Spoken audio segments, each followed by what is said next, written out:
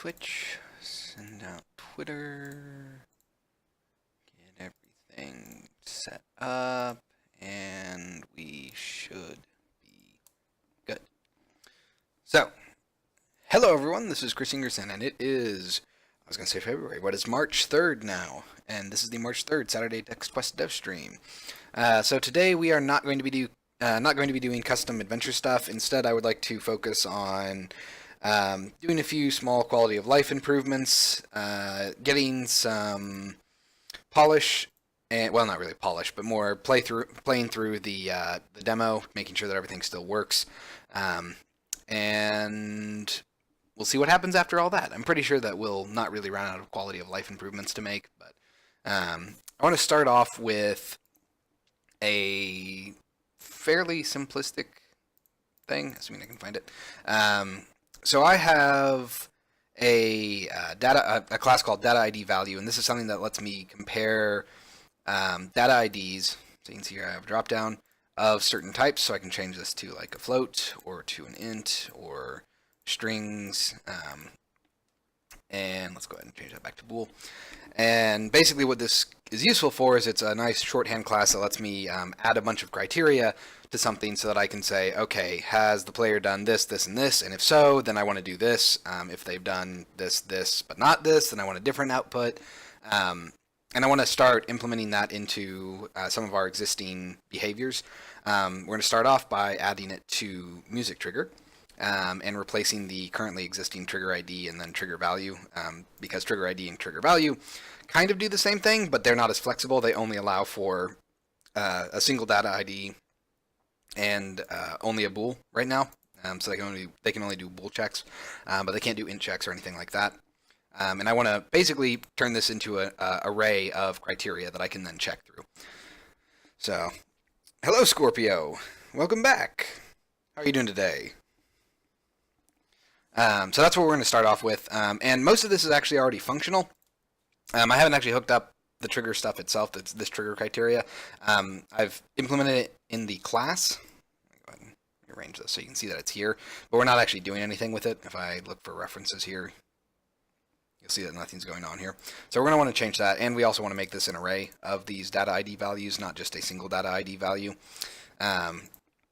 And once we do that, we'll get rid of this trigger ID and trigger value. And we're also going to start by adjusting the property drawer for this class, because it's doing partially what I want, but I want it to expand a little bit more. So let's go ahead and I want to say data ID value drawer. Okay, I'm going to go ahead and open this up. Doing fine. How about yourself? I am doing so-so. Getting kind of antsy because GDC is coming up in the next 2 weeks, and I need to, I think, get a few things done on Text Quest that I would like to have finished up before I head off to GDC. I need to get a new demo built. I need to get an actual trailer finished. I have the scene set up, and I have the project in Adobe Premiere set up. I just haven't actually cut everything together. But I need to get that done. Then I got to do some website stuff. So I'm getting that kind of like pre-GDC anxiousness that happens every year. Okay, so we have, let's see here. Do I really? Oh, there it is. Yeah, so we really want to change this. So this is actually a class that I've had for a while, and I just haven't really done much with it. Mostly because I've kind of prioritized getting things functional, and I just never really use the data ID value. But we're going to change that a little bit today. So currently the way it works is, let me go ahead and select that music trigger again. We have a label that is the data ID, the comparison method, and then the value that it's being compared to. So in this case, this criteria is saying, okay, is the data ID caves entered equal to false? So it's a bool check because we know this is false. So if it's false, then it's going to be declared valid, and then this music trigger can play. But I would actually like to move this from just having all of this stuff be on display. I want to make this a drop-down so that I can easily adjust this. That's not actually going to be too hard to do. All we need to do is change this label from a label field to a toggle field. Well, a drop-down field.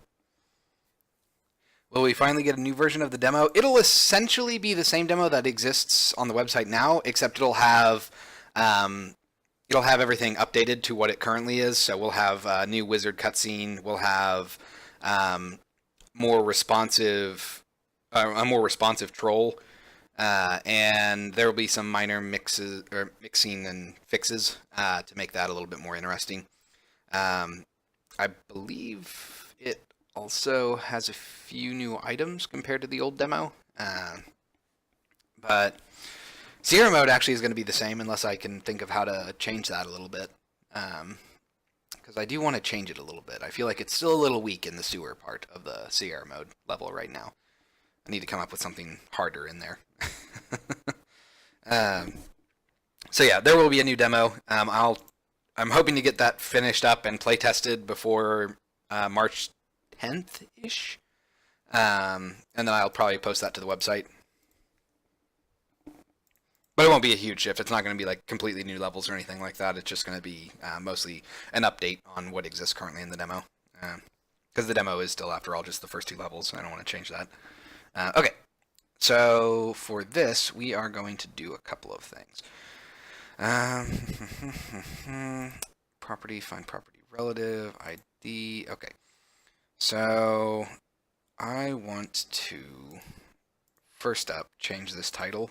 Currently it's a string and we're appending to it all the time, which is not ideal. So I would instead like to go ahead and, let's see, how do I want to handle this? You know what, I bet I could actually create a string or a function to generate that title. That would be even better. So let's go ahead and do that. Private string generate title. And we'll say label. Okay, and that's going to take a serialized property. I think we'll just call it property because we need to know what all of our values are. And for that, I think, geez, yeah, that gets really complicated. Ugh, not the best, but it'll work. Yeah, that's true. That's true. I mean, last year, I don't think anyone got through it at the conventions that I went to. 2 years ago, I did have a few people get through it. I made some tweaks since then, but yeah, in the entire year, I don't think anyone's gotten through Sierra mode. All right, so we are going to change this to generate label. And it's going to pass in property. And I suppose I should... I can probably cache this. There's no reason for me to constantly regenerate it. I feel like I could get away with only changing it when it needs to be rebuilt. So we're going to change this a little bit. We're going to say private bool refresh label is equal to false. Okay, and otherwise we're going to just say private string cached label is equal to nothing. Okay, so we're going to say title is equal to cached label dot is null. Oh, it's probably because I'm not using sleepyowl.common. So say using sleepyowl.common. So I'm going to say dot is null or empty, or refresh label. Oh, and I should probably, yeah, that makes sense. Actually, we're going to change this. And we are going to straight up say generate label down here. We'll just say return, well, no, if not refresh label and not cached label dot is null or empty, then we will return cached label.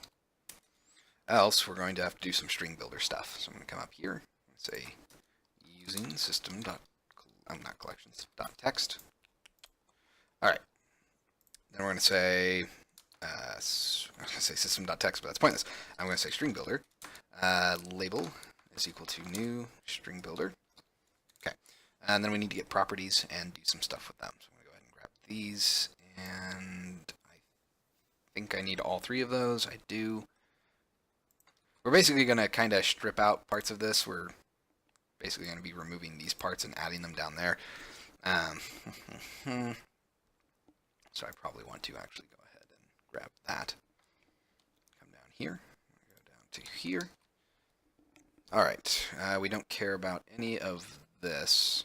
Don't care about you. Don't care about you. And we don't care about you. All right.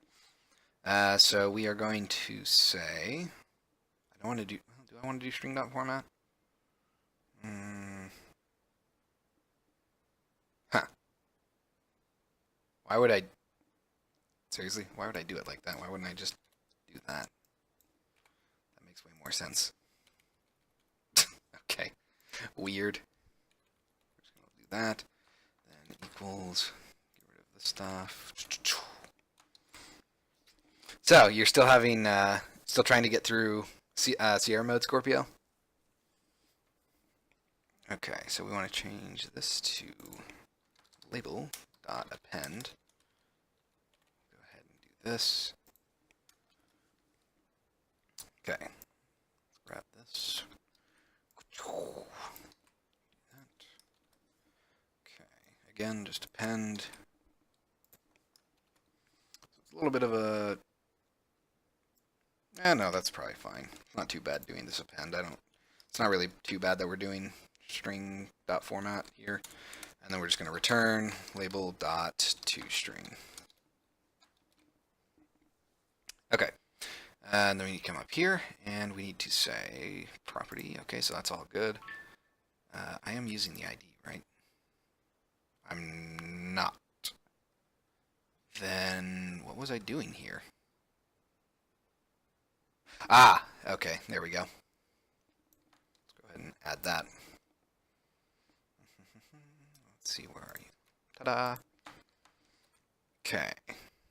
That should be, oh, right. Let's move this stuff up here.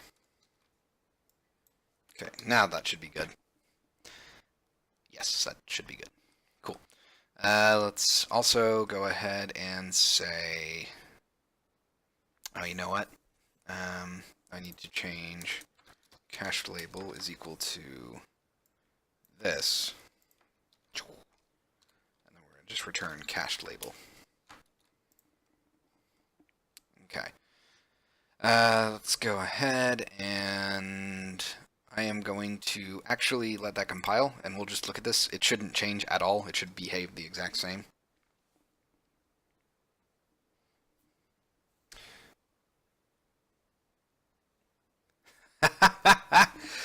The lava levels. That is, yeah, that's like 2.5 years ago. That was right before I started refactoring all of the old levels to use the new art pipeline.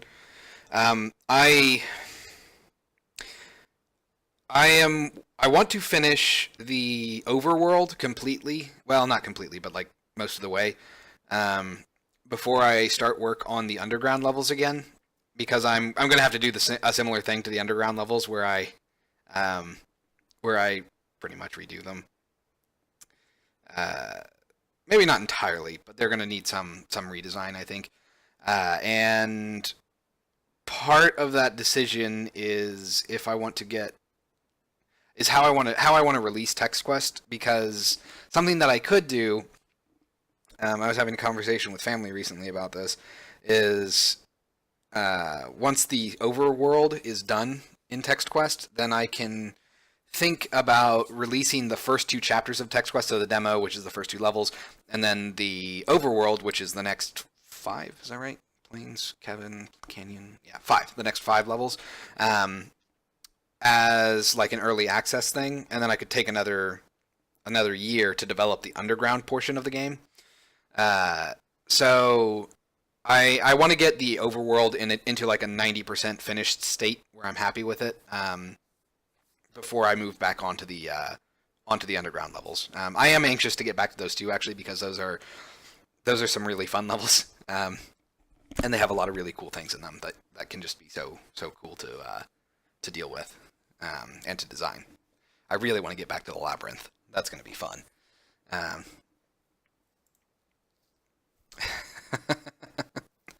Yeah.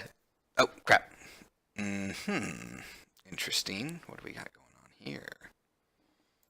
Is that just because it... Nope. Okay, so that equals false equals false. That means I did something wrong here. Oh, right. It's because of this. So we want to get rid of this stuff. That should do it. So let's go ahead and let that compile. That'll fix that. But yeah, the last third of the game is comprised of those underground levels.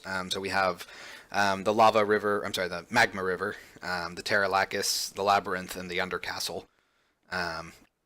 And all of those are, well, the undercastle hasn't been started, but at least all of the other levels have been started in some format. And I am really excited to get back to the flaming moth too. But I can't jump ahead to that because if I do that, then I'll never finish the overworld. And it's already taken me way too long to do that. Although hopefully that will start picking up in the next couple of weeks. Well, I say that as I'm about to head off to GDC. But yeah, we will get back there. Hopefully by the end of this year. Because by then I will have finished the overworld. Okay, so we are going to want to...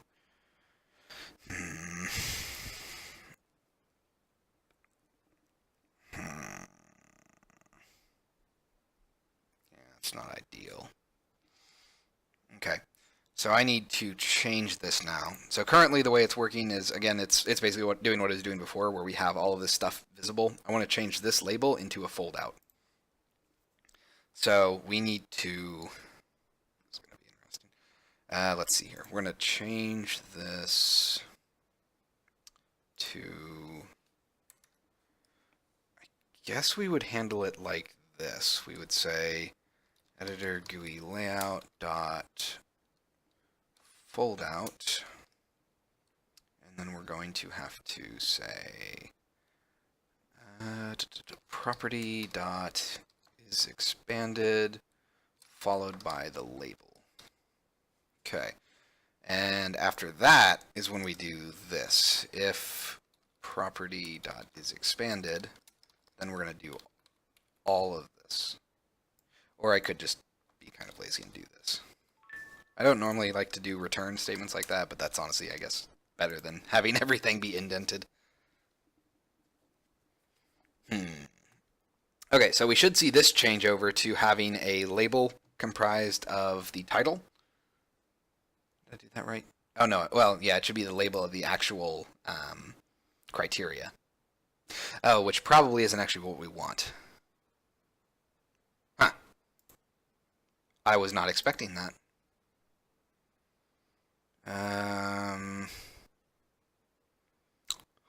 Huh.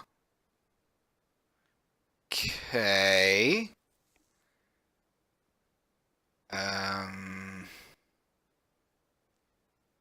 Huh. Okay. Let's go ahead and also move this down so that I don't have a random callback happening. And I suppose we could also actually move all this down too. Put that right there, basically. And then we'll make this be title, followed by true. Can I not do that? Oh, good, I can. Phew. So let's see that again. I'm kind of wondering what is happening here. A GUI layout, mismatched layout group.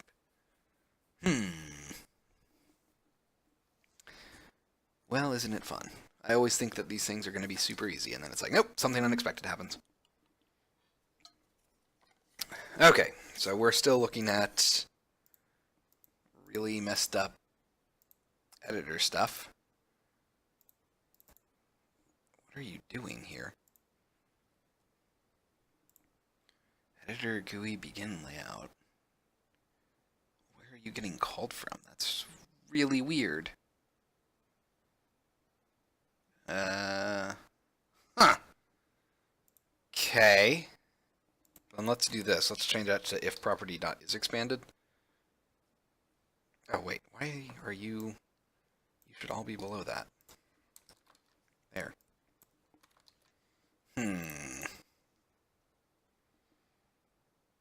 We don't have any compilation errors here.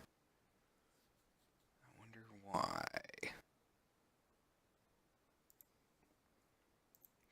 clear this, let that compile. Mm. Oh, that guy's like, that's even worse. Huh. It's, huh. It's like I have an extra thing. This is really weird. Okay. What in the world is happening here? Is generate label doing something? That'd be stupid. No, it's just getting the label. Hmm.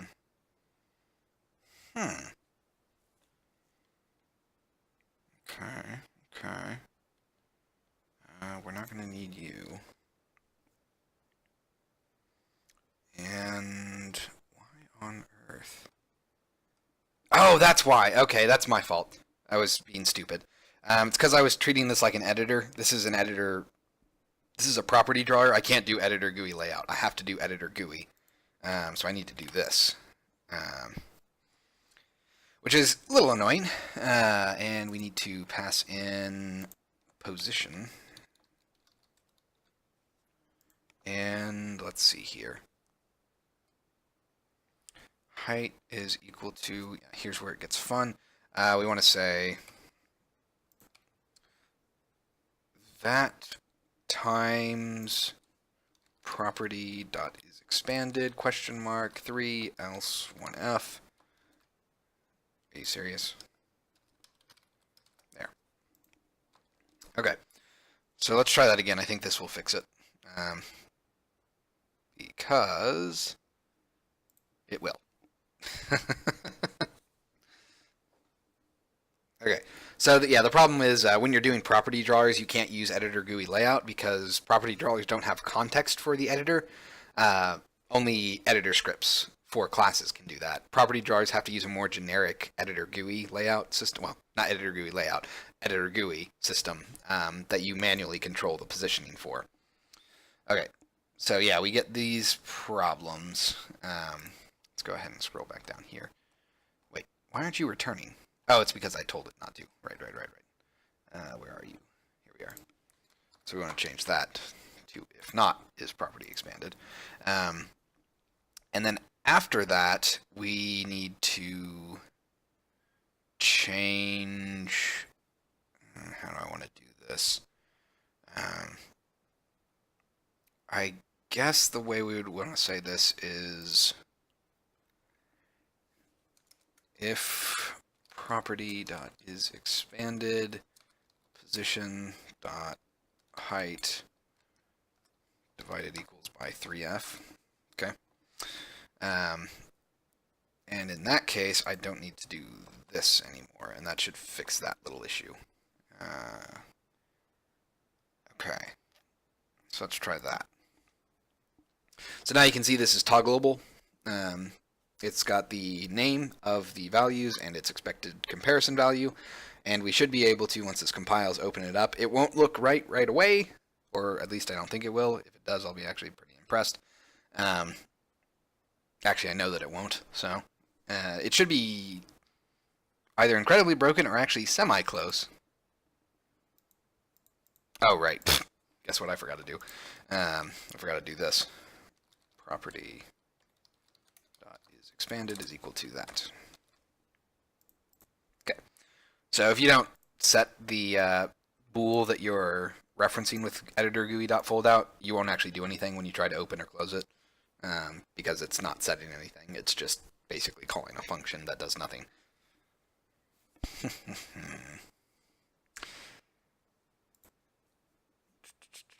Okay. There we go. Wow. That's like exactly right. Except from the looks of it, you can tell that it's probably hard to see on the Devstream, but this label here is actually double layered. There are two labels here that are just the exact same. So we just want to change that. And we want it to be whatever is creating title. So all we really have to do here is get rid of that.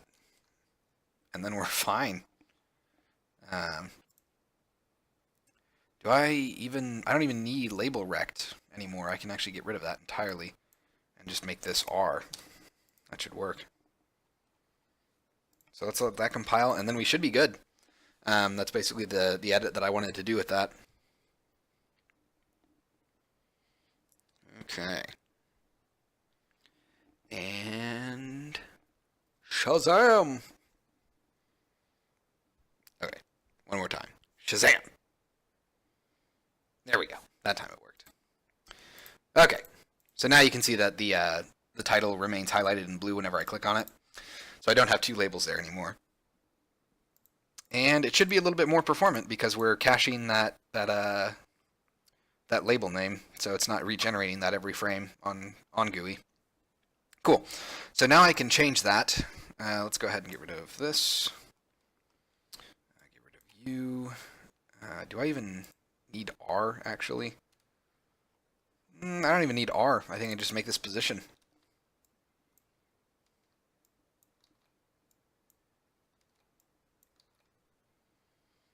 Okay, so let's get rid of R. See if that looks right. Honestly, reducing the amount of stuff that gets generated per call is always a good thing. Makes it a lot easier for us to do what we want. Just because it's more performant that way. It's actually something that not a lot of people think about when they're doing editor scripting. You don't really pay much attention to performance, but it's possible to create something that is incredibly... that's really, really inefficient in your editor, and then it bogs everything down when that editor is open. So I try to avoid that whenever I can. I've actually made editors like that before that made the entire Unity editor run slow, and that's not a good design. So, all right, cool. So that's working. Let's go ahead. I guess I should probably actually test this by changing these things around.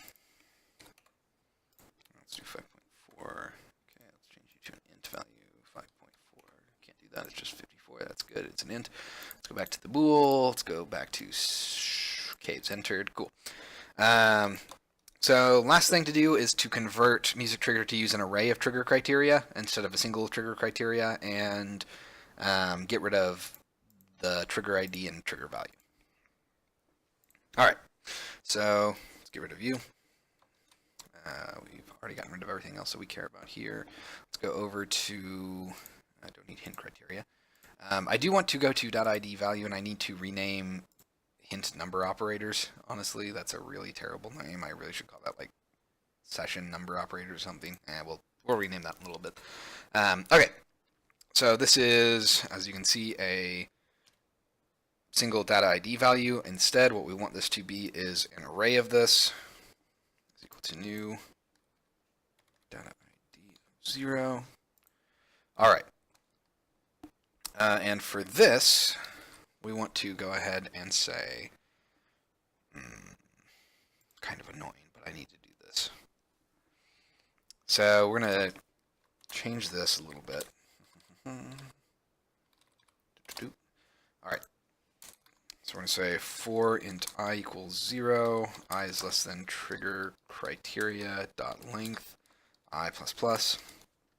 And then we're just going to say if trigger criteria of I dot is valid, return false. And we're going to go ahead and change that to if not trigger criteria of I dot is valid.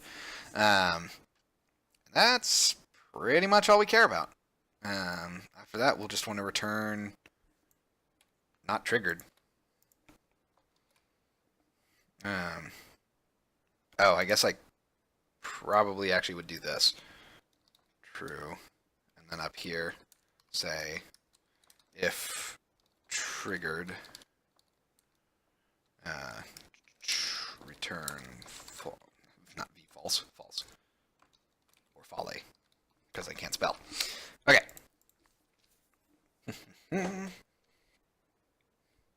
Oh, and I probably can actually get rid of the trigger stuff, can't I? So let's see, trigger ID, find all references. Okay, nothing being done there. That's good. Find all references. Cool. So let's go ahead and get rid of both of these things. And I suppose I should comment the trigger criteria.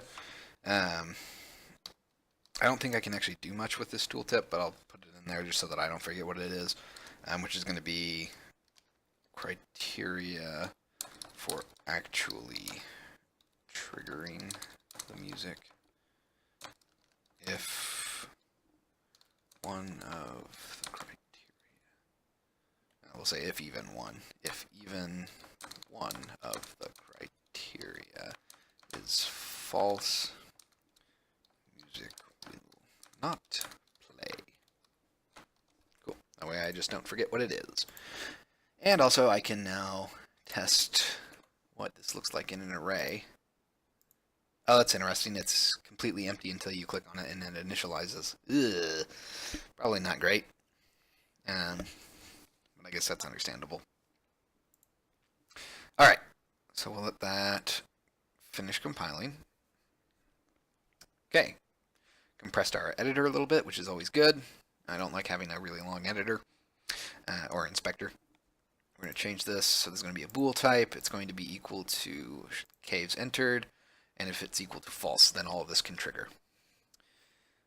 Ooh, does this... Yeah, that looks fine. Okay. I'm a little annoyed because these aren't quite lining up like I would hope, but it's not terrible. Okay. I'm actually kind of curious. Can I change you to like less than? Okay, good. I wanted to make sure that it actually like hard set that back to equals. Let's go to bool. Okay.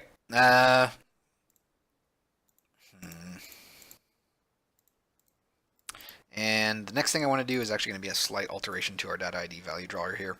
I just want to say, oh, can I? Dang it! I don't think I can do that. Editor GUI dot begin. Yeah, I can't.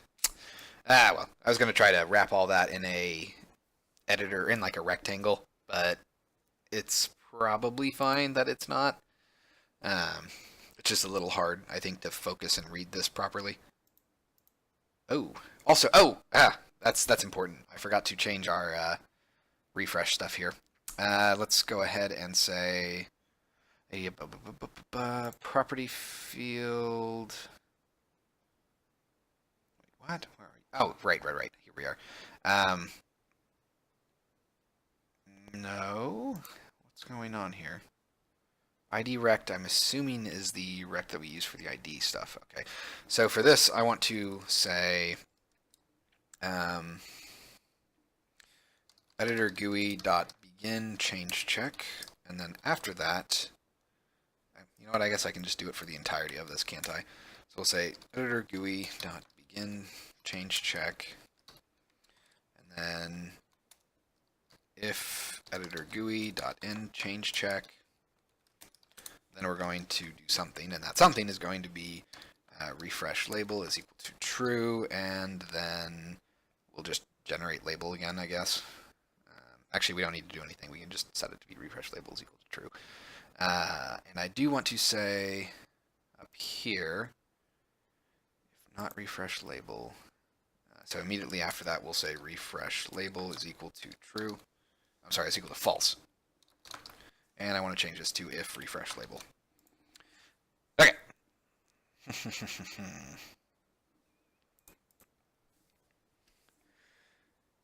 Hello, Gelmega. Welcome back. How are you doing today? Seem to be early, or has it been too long? I don't remember when I usually start. On Saturdays, I usually start at like 3 p.m. Eastern Time, U.S. Eastern Time. So, yeah, it's a earlier Devstream by a pretty wide margin compared to my weekday ones. So no worries there. I tried to move it up on the weekends so that people that are in later time zones than mine can tune in. I don't know how well that works, but you know, it's at least better than staying up until 2 a.m. I'm trying to think, is it a 5-hour difference from the U.S. Eastern Time Zone to Europe? I want to say it's 5 hours, but I could be wrong there. I think that's right. It might be more. Okay, there we go. So now if I change this around... Dang it, really? Well, nobody likes you. So that's not happening correctly.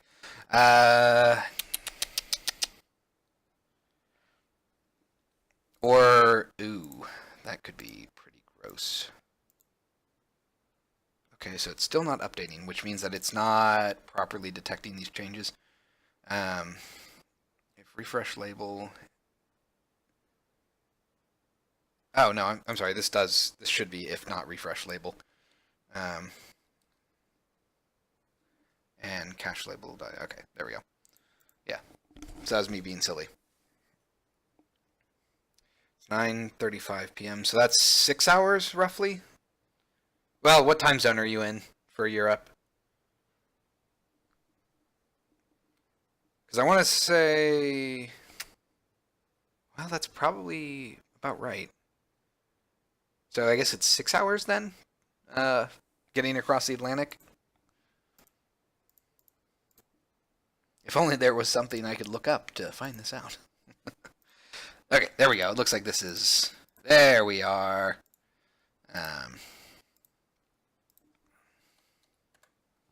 Yeah, cool. We got this. All right.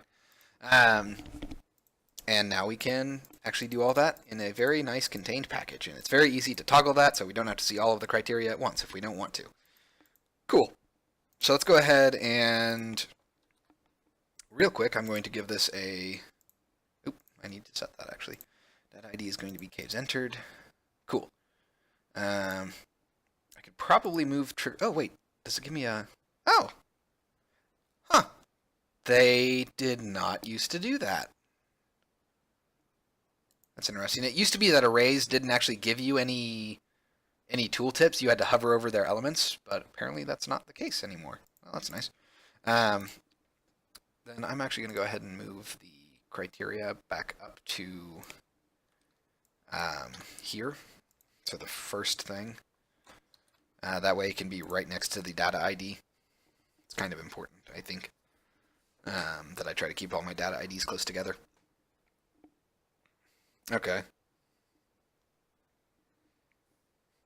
Yeah, I mean that makes sense. If you're going to be writing your graphics API from the ground up, well, the graphics engine for your engine from the ground up, you might as well use Vulkan because it's the successor to OpenGL. It's done by Kronos, the same people who manage the OpenGL standard, and it's designed for modern hardware. So you get a lot of really cool features that OpenGL just was not really equipped to do. Okay, so let's go ahead and take out music trigger. Everything looks good. Trigger criteria still says case entered equals false. Cool. Let's go ahead and I am going to do a couple of things. I'm going to drop in the lantern into the scene because I want to make sure that this thing works. We want you. Let's go ahead and drag you over to here. Zoop. Okay, I'm just going to go ahead and move this all the way over here. Let's move it up a little bit too, right about there. Cool.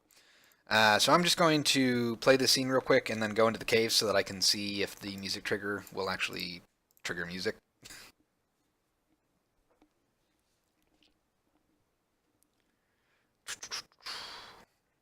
I'll still have a generic backend, so I could always add APIs. I'd also like to have my own custom software render backend. Well, like your own custom API? Or, oh, no, software render. You can do that. I want to do SOS and C. Flying!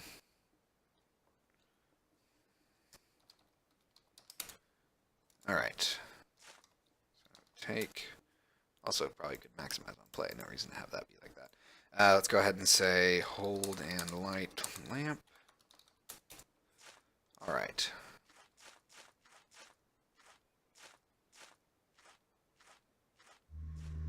As I say, I think it was playing.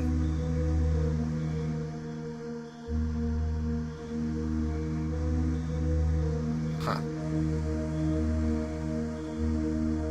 I feel...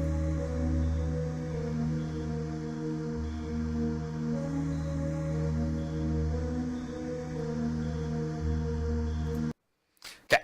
I feel like my HUD highlighted pink color is semi-transparent. Well, I don't feel like that. It definitely is. But I wonder why I made it like that. That's kind of weird. Let's go ahead and take a look at that real quick. So I'm going to go to the HUD view. Huh. Okay, I prevented it from having alpha, but I feel like that's... Oh, there it is. There should be no, no. Huh. Really? I guess I just leave it at semi-transparency. That's fair. Hmm.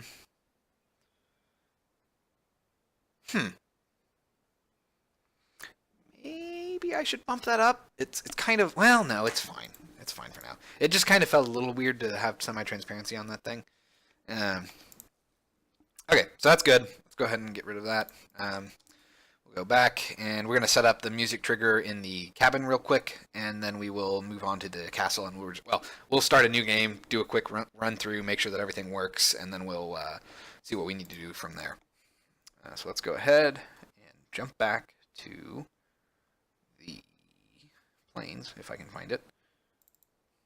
There we are.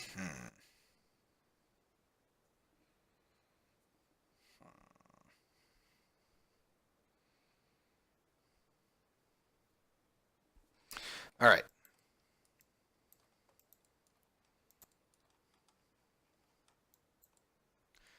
Okay, let's go ahead and jump in here. Actually, you know what? I probably should also go ahead and delete things that I don't need. Save that, and we will go to triggers, cabin music. All right, so this data ID is, again with this. Let's go ahead and load that, and come back here. Gonna be like that, huh? I see how it is. So this data ID list is not regenerating like it should, which is very, very annoying for me. I think in order for that to happen, I'm going to have to recompile real quick. Or I could change that, I suppose. Yeah, alright, let's do that real quick. This is something that I fixed at work, but I haven't fixed here, I don't think. Data ID. I believe we're going to want to have data ID property drawer. Draw Unity property drawer, go to definition. So this is a custom editor behavior that I've set up to generate that drop-down list that you see. So this data ID drop-down, what it should do is it should find the collection manager in the scene and then generate drop-downs based off of this.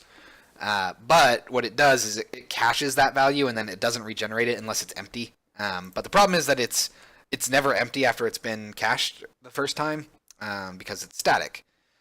And we don't really want it to stay static. I would actually almost prefer that it was private so that it constantly regenerates. Well, not constantly, but it regenerates whenever the editor pops up.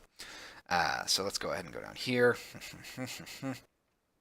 And we want to go ahead and say, where is T being referenced? Here we are. New T, properties, blah, blah, blah, blah, blah. We've seen item, names, items for each, names on that name. And that is not correct. Where are we getting these? I.name. It should be the items. Ah, here we are. Okay. So I'm going to go to .id property drawer, and that should give me my list of default items. But that's not actually what I want. Here we are. Find all. Go to definition. Drink. Okay. Let's see here. Get collections. Go to definition. List collections. Application dot is plain. Managers dot count is equal to 0. Managers dot add range. Okay, so managers here is the problem. I need to find all objects in the scene and post that. But really what I probably want is to change this in such a way that, is this a, no, this is a mono behavior. Okay. So for this, oh, that's interesting. It doesn't even do that. Is that because it doesn't execute in editor? It does not. Okay. I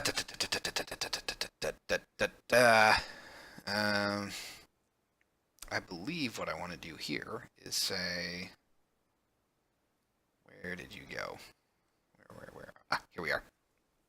So this is the problem here. If managers count is equal to 0, that's when we add all of this. So instead, what we want to do is we want to say if managers dot contains, I guess it would be, oh crap, dang it, of course. So I can't really do it that way. Also, hold on, I need to adjust my headset.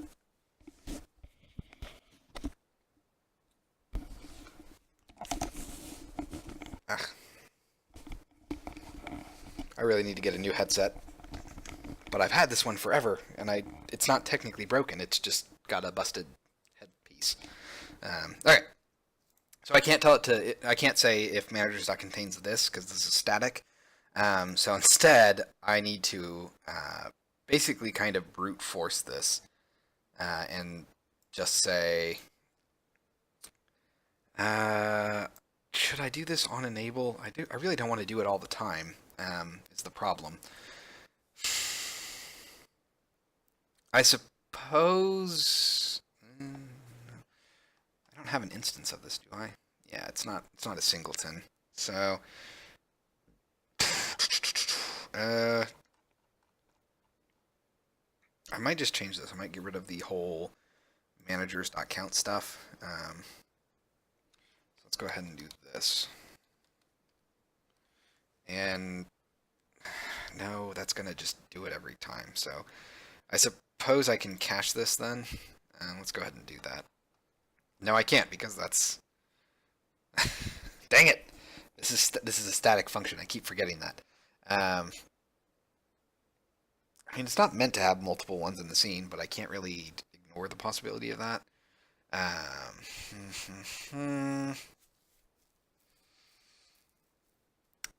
I don't want to contextually do this though. This is what's really annoying. You know what? I bet I can do this instead. Let's just say if, oh right, we need to get rid of that extra parentheses. If managers.count is greater than 0, we're going to go ahead and say if not, oh dang it, I can't do that. Again, the whole static thing gets me every time. Well, I guess we can just say, I really don't want to do for each thing here. Yeah, that'll work. Okay, so let's just do this. Public void add, instead of a list of collection, we'll just say collection array collections. And then we'll say for int I equals 0. Actually, hold on. It's less than collections dot length. I know that's going to complain real quick. I because I named that collection instead of collections. Okay, I am using system.link in this, aren't I? I am not. Okay, so the for each loop is just a weird thing. I haven't really used the .for each stuff very often. I try to avoid it because it's kind of weird to me. But I guess it's fine if I just do that again, assuming that I can actually for. I'm not sure I can do that for array. That'd be collections dot for each. Okay, I can't. So I do need to iterate like normal, but that's fine. And all we're going to do here is just call add collections of I.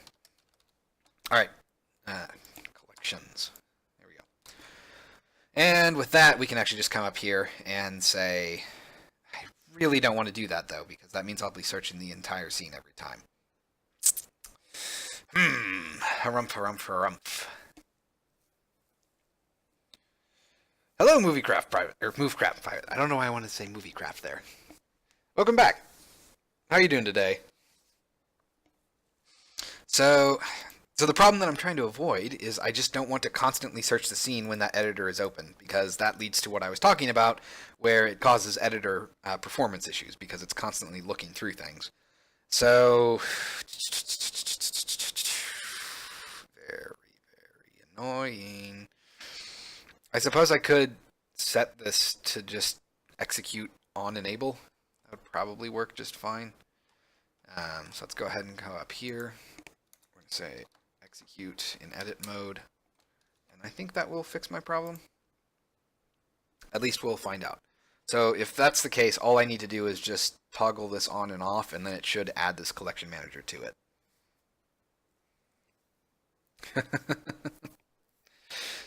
Hello, Musashi. Yeah. Were you getting killed too early on? I was actually watching I was with a couple of friends last night, and they were playing PUBG.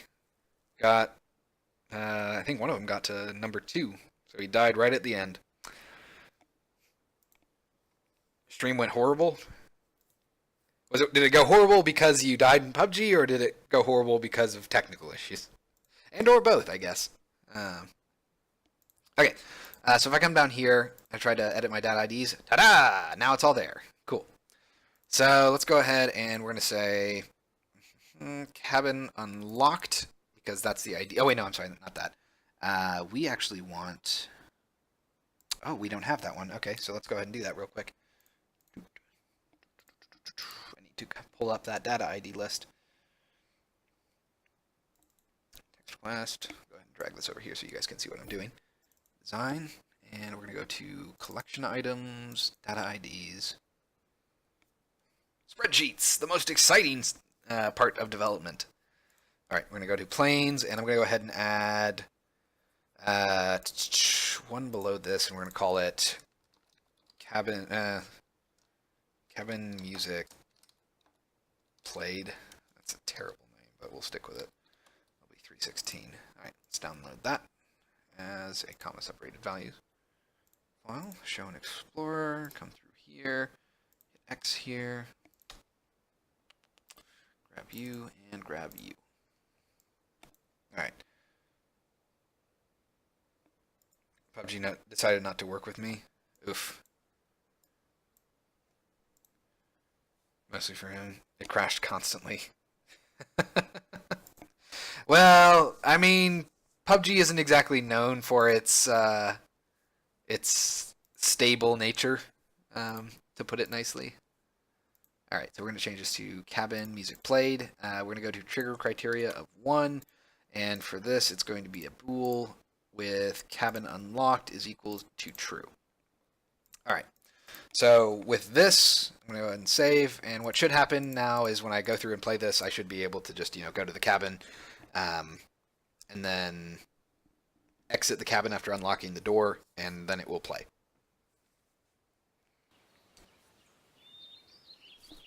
Alright, oh yeah, my test spawn was still up over there. And to make sure that that's the case, let's go ahead and get up here, and then we're going to walk out. Alright, so it didn't play any music, that's what we were expecting.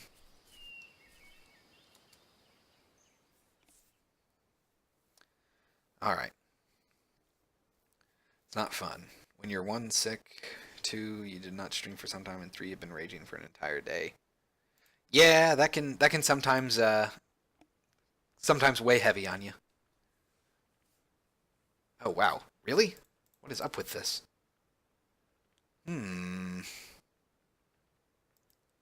That's not an okay lag spike. What is happening? Huh. Okay, we are gonna have to look at that. Because that's clearly wrong. Right, and we're still getting the low resolution substance generation in here for some reason. Maybe they change... Oh, they might have changed names. Oh, that would suck so hard. Okay, well, let's go ahead and unlock the door. Then leave again. So this time I should have... Really? Interesting. So HUD is not closing between save transitions, or level transitions right now. Well, not HUD, but input menu. So we'll have to fix that. Okay. So that did not work. What is this? Oh, that's the menu controls, right? Okay, so litany of problems here.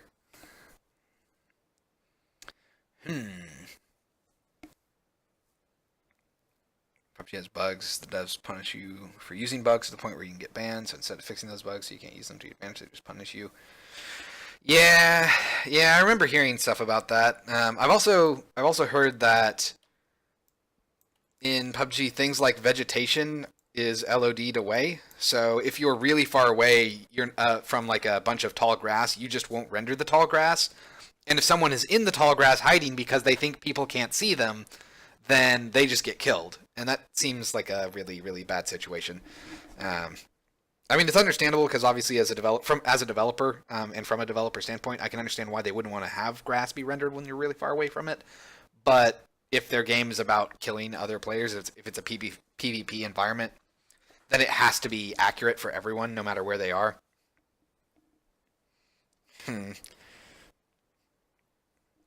Okay, so we didn't get music did not play there, which means that it was not doing what I was expecting.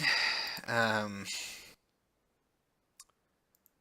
and my question there is why?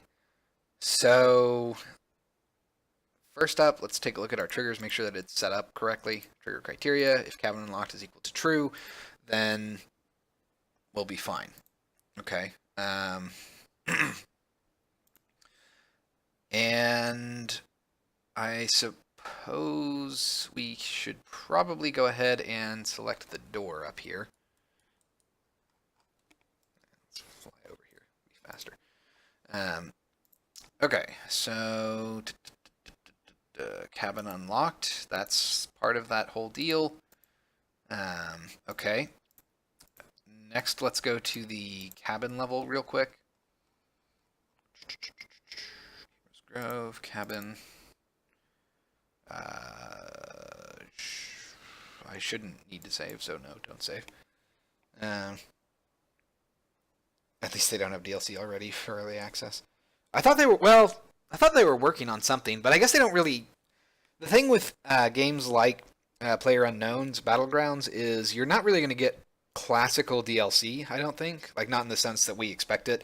You'll just get updates to systems that are free, but will push you towards spending money, either through loot crates or random drops or things like that.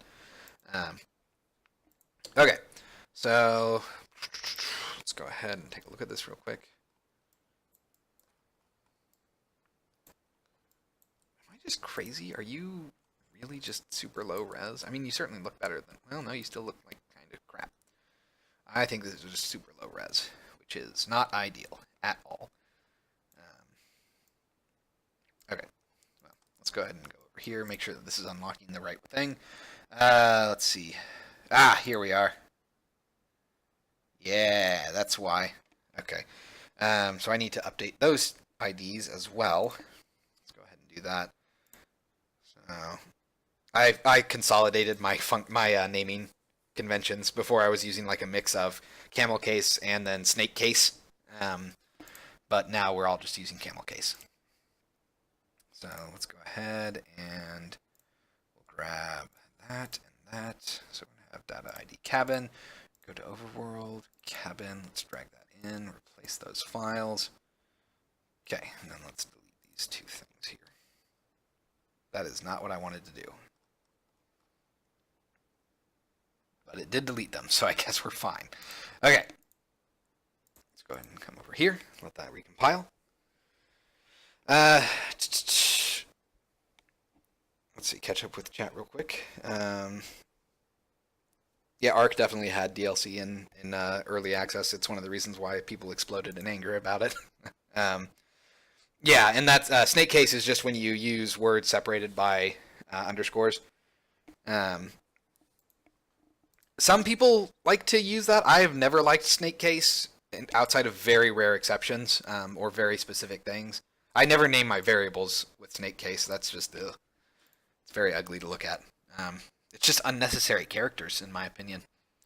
Okay, so let's go back here to the door again. Cabin door unlocked is... Oh, I need to refresh that. Right. Cabin... Let's go ahead and grab this. We'll just refresh. There we go. Everything's now correct. Let's go ahead and say... wooden door static. That should move it. Okay, good. That will give us some amount of changes. I think we're pretty much good here for now. Let's see, long taken, rug rolled. I guess I'll select the rug real quick, just so that I can get all of that taken care of. And finally, we'll end with the drawer over here. Make sure that that's kept up to date. Which it's not because we haven't actually done anything with it yet. That's fine. Okay. Let's go ahead and collapse all this. Hit save. All right. Now we should be able to go to the planes level and load this stuff up. And actually, while I'm here, let's go ahead and go over to... I want to look for text quest scene loader. Okay. So this is not closing our input menu when it should. So let's go ahead and say level transition async. We are going to fade out. We start loading the scene. All right, as soon as we start loading the scene, I'm going to want to shut down our values. And we can also go ahead, well, we'll keep that in there. So the next thing I want to do, I'm actually just going to go ahead and look for my input view. Close some of this stuff because we shouldn't need it anymore. User trigger, parameter drawer, all that stuff's good. Let's go over here. We're going to go to input view. Okay, let's find all references for this. Because there shouldn't be a ton. There's going to be a lot, but there shouldn't be a ton. I just want to see if it's anywhere I would expect.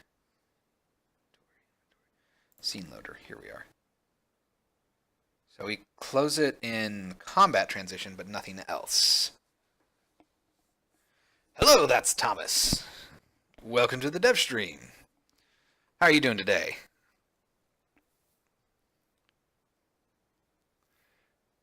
Kebab case? I've never even seen that as a naming convention. Can you even name things like that? Like, what language supports that? I know that C# doesn't. If you try to do that, like if I do like var ts, I can't do that because it treats the minus sign as a reserved character. Huh. Yeah, I've never seen that before. Okay, so yeah, weird. It looks like it just doesn't close that. Okay, so we just need to add that real quick.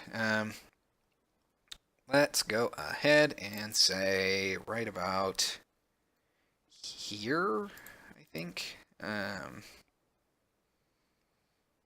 Yeah, right about here. Okay, so we're going to say UI.close input view. Oh, crap, I probably should. That's fine for now. Well, no, don't do that. That's terrible. UI.get input view. And I believe I'm actually going to want to say input view. I gotta say type of input view. Type of input view dot close. Okay. So the difference between those two calls is doing it this way will explicitly get the view that is an input view.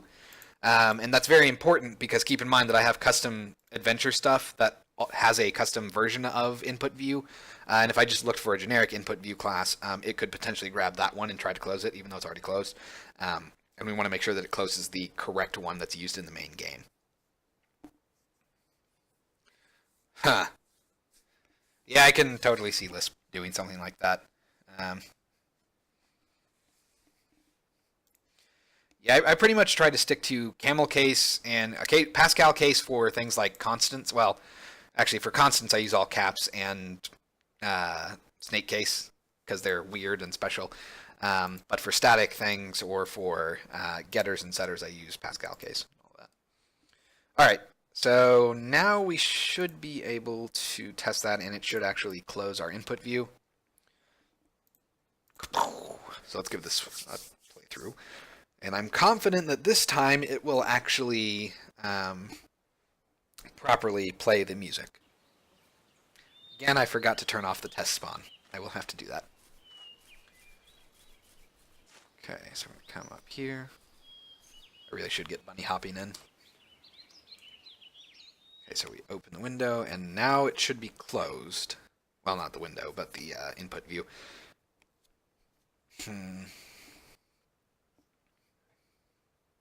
Wow. So something in the cabin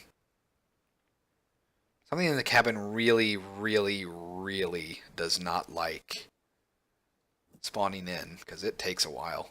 And I still feel like this is lower res than it should be.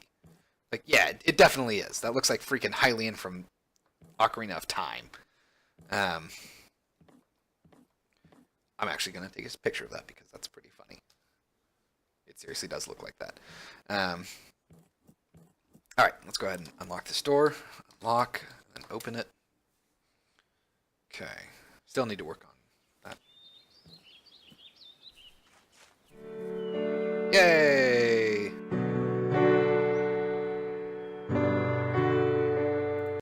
It works. And now to turn off the test spawn, and then we should be good for music triggers. So we can move on to running through and testing the demo real quick. Let's see, planes, spawn points, player spawn points. Let's turn you off. Boop, boop, boop. Cool. Oh crap, you know what I should have done there is I should have tested it to make sure that it didn't play multiple times. Let's do that real quick. That's kind of important. So I need to make sure that once I go through and trigger that music, that I can't just go back through and trigger it again. I need to make sure that that properly gets set. It should be fine, but again, want to make sure that it happens. Also, I clearly need to grab all of my substances for this level because you are blue, which means that it's not being rebuilt. All right, let's open you up.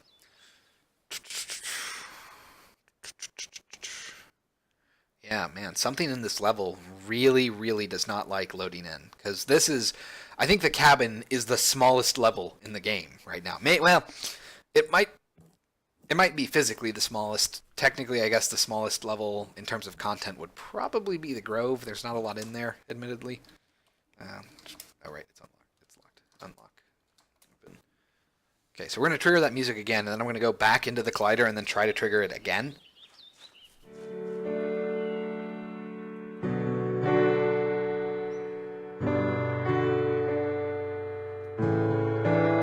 Okay, I think we're good.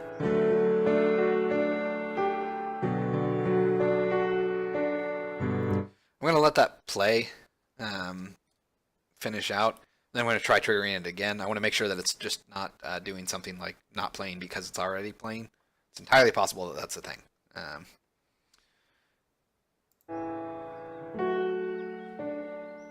Okay.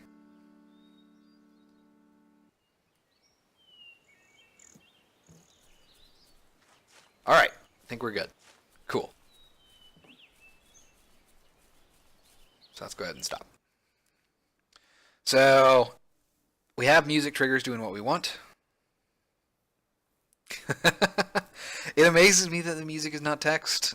Well, you'd be surprised. I don't have it in yet, but that actually is a thing I'm planning on doing at some point. I mean, not literally making it text, but kind of, in a way. It's hard to explain, and I also don't want to spoil it, so.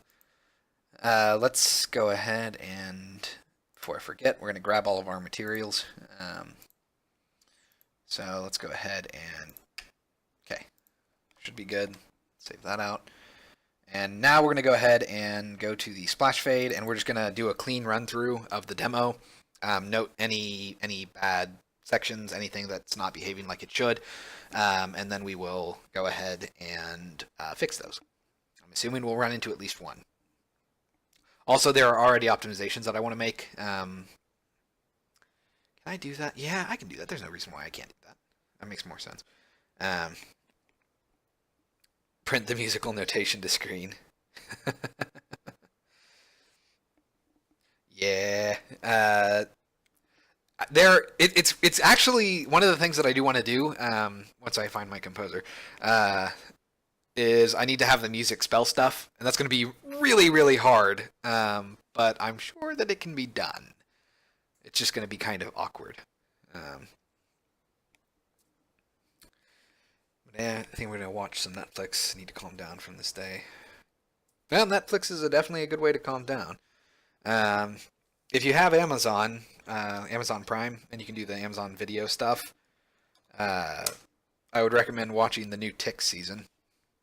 It's not as good as the old live action Tick in my opinion, but it's decent. They got some pretty good acting in there and some decent writing. Okay, so let's go ahead. We're gonna say new game. We will have. I need to change this camera angle so that this wood sign is in the shot because it's really annoying that it's like half in there. Oh, holy crap! I thought that this had a solid black background. Oh no, did I add a... I might have done that. Let's check out our new game. Did I add one to it? Oh, I did. That was stupid of me. This should never be semi-transparent. It should be solid black. That's fine for now. I'll just make a note to fix that. So, Chris. Yes. We're going to do normal mode. We are, of course, right-handed.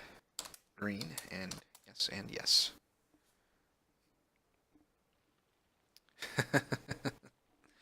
Yeah, I'm trying to think of good stuff to watch on Netflix, actually. Recently been rewatching Arrested Development. That's pretty good. Let's go ahead and try to interact with everything. I was going to say example. Examine. I don't know about that, man. The CW really went to crap with all the superhero shows. I think the first season of Arrow was decent, and then after that, it got really dumb really quick. And I just could not get into The Flash. I tried really hard. They wasted Clancy Brown. Ah, he's so good. Why did they just use him for like 2 episodes? Although, to be fair, I haven't kept up with it, so who knows? Maybe it's better.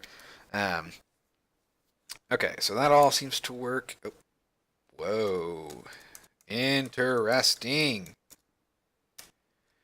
You know what's happening? Same thing that was happening before. So now I can't press enter to close this menu. What should happen is when this is empty and you press enter, it should close.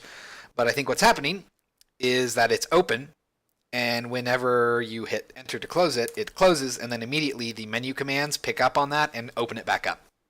Okay, got another thing to fix. Let me actually go ahead and take some notes here. So we're going to say cannot close input view with enter key. Also, what was it? New game background should not be transparent. Okay. Let's go ahead and hit escape. Fortunately, I have like 5 different ways to get out of... Oh, that's funny. Huh, cool fact. Apparently, you can right-click to select buttons in Unity. I did not know that. So let me try this again. Okay, so right-clicking still works. Let's go ahead and take the scepter. That's in our inventory. Right, I can't do it. I'm so used to hitting enter to do that. So we're going to go ahead and say hold staff. All right. Seems like DC doesn't have a good time with series and movies. See, what's funny is that DC is really good with their animation. They do really, really good animation, movies and TV series. But for some reason, they just cannot get their crap together for live action. And it's weird, because they clearly have the writing talent to make good shows. I mean, the 90s and early 2000s for animation was just great for DC. Batman, Superman, Justice League, all of those shows were phenomenal. And they just... I don't know what happened. They still have Paul Dini, so I don't know what's going on there. And I mean, even the more recent DC animation universe, or whatever they're calling it, is still pretty good. It's not as good as, Justice League, in my opinion, like the cartoon from the early 2000s, but it's still good. Young Justice was good. I think that's coming back on Netflix. Okay, so that looks about right. Let's go ahead and take that because we can. Uh, let's go ahead. Oh, we got a null reference. Where's that coming from? Okay. Interesting. Ah, I see. I see. Ah, look at that. That's using our old system. Hmm. Okay. Um, well, we already have a few things, so I'm actually going to go ahead and stop playing because I need to fix these. Um, so our problem here is that we're raycasting null-allic without getting an index back. So we're assuming 0 here when we know that that doesn't always work. Um, let's see. For movies, Marvel still has a big advantage. Yeah, that's true. How long do you think it'll take to finish this from now? And only Spider-Man. Oh, let's see. How long do you think it'll take to finish Text Quest? I'm hoping to get the overworld finished by the. I really wanted to have it done by summer, honestly, because there's really not a ton left in there. I just need to grind it out, and it's just taken me a while because I've kind of been putzing around. I feel, um, but hopefully by summer I'll have the overworld done, and then once I'm done with that, I can start moving on to the final section of the game, which is the last third, and then I can also start thinking about how to monetize this. I hate saying that, but possibly doing like an early access thing. But no official announcements on that yet. I'm still thinking about that stuff. Um, let's see. Also, now only Spider-Man is in property of Marvel since they bought Fox, which I seriously think is an antitrust case. Like they're really Disney should not have been allowed to buy Fox. Um, okay, so let's go ahead and change this to raycast non-allic. And let's see here. There should be an. What the? Oh, right. I don't want to use non-allic. I want to use my own custom one. So I want to say physics extensions dot raycast distance non-allic. Then we'll have a int index is equal to 0. Out index. Did I get that in reverse order? Or what is going on here? Ah, I did do that in reverse order. Okay, if you want a demo, actually, you can do. I also don't remember. I don't think I have that set up. I don't. Okay, I really should set up a demo thing. Okay, so we're going to change this from 0 to index. Go ahead and copy that in here. If I were to ask when my engine would be finished, I would say never. Since it's an engine, there are always things to add. That's true. But at some point you have to ship, and that's actually the way that you say it, right? Is that you don't finish it. There's the phrase "games don't finish, they ship."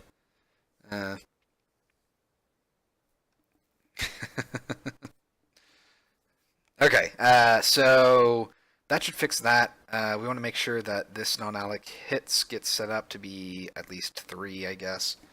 Let's go ahead and set that up. And we should be good for everything else. Oh, right. And then the other thing I want to do is let's go ahead and say open input menu, which should be enter by default.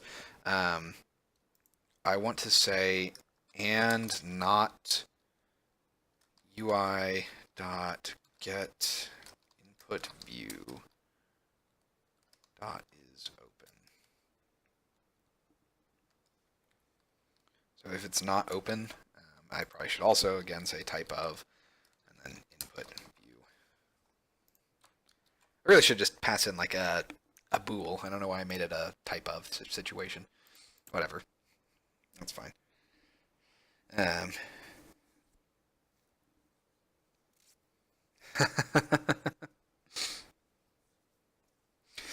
Thomas, all right.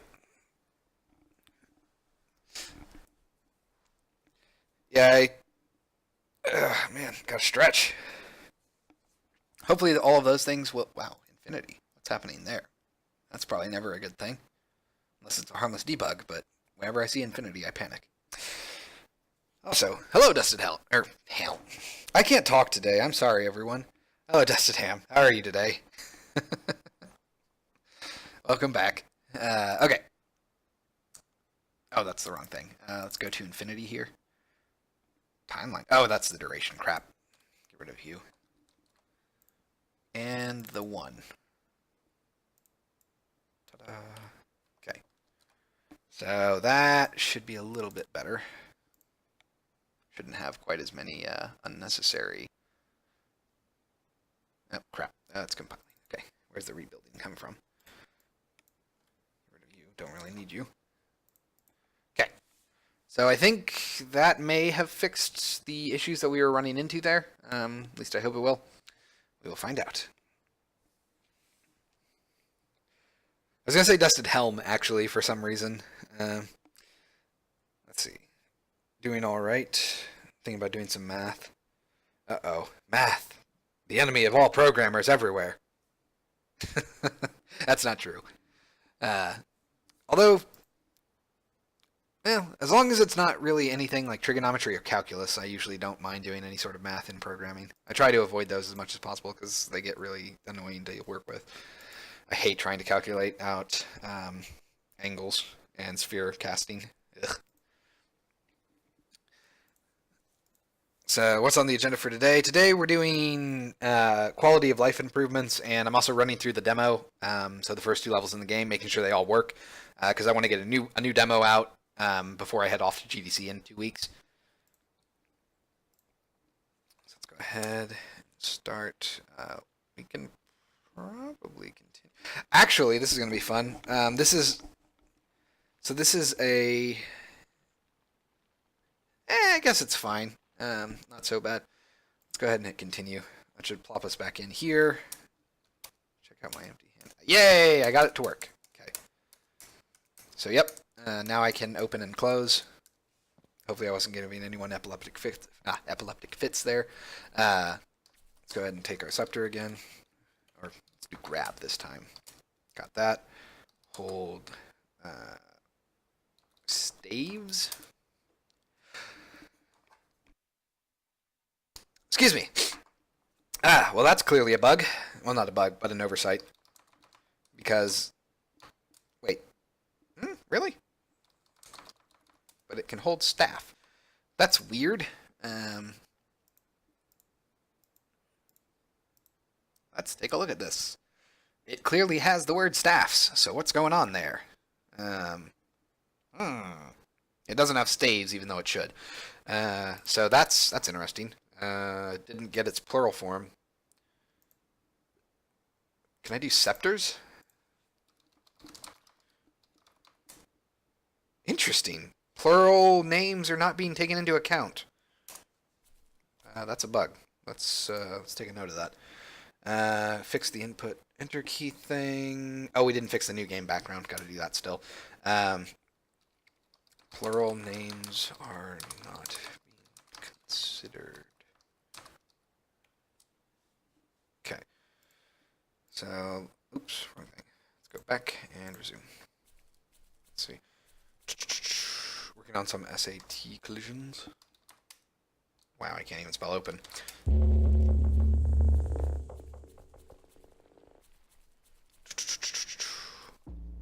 Alright. Let's let this wonderful piece of cinematic history play out in front of us.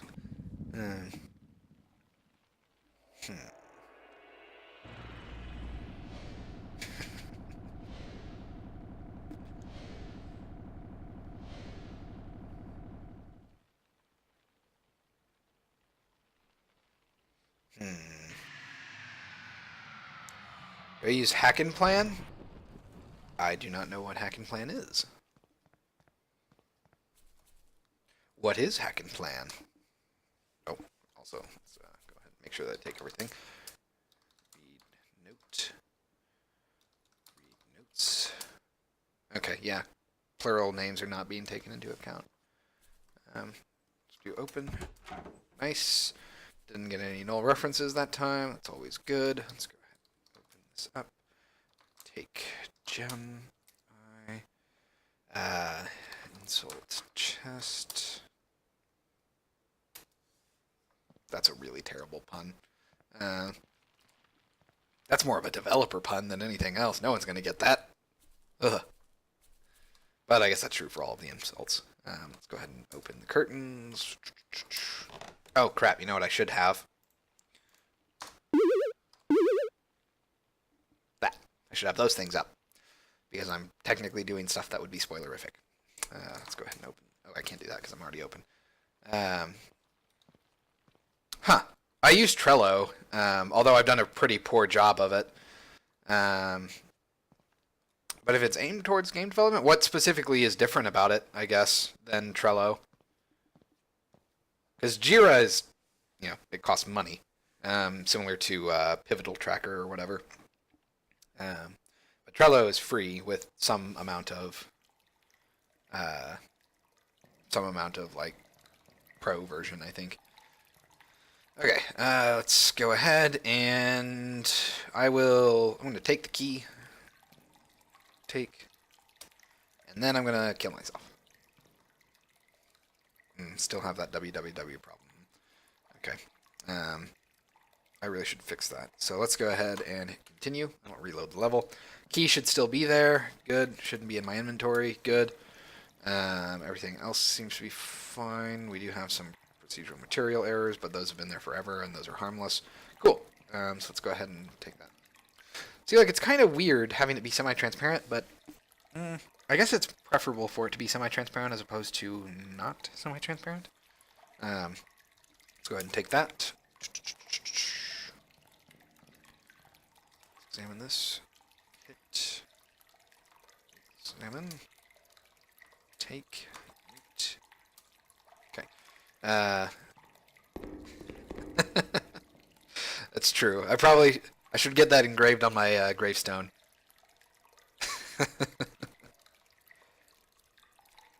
Okay, so let's go ahead and rotate that.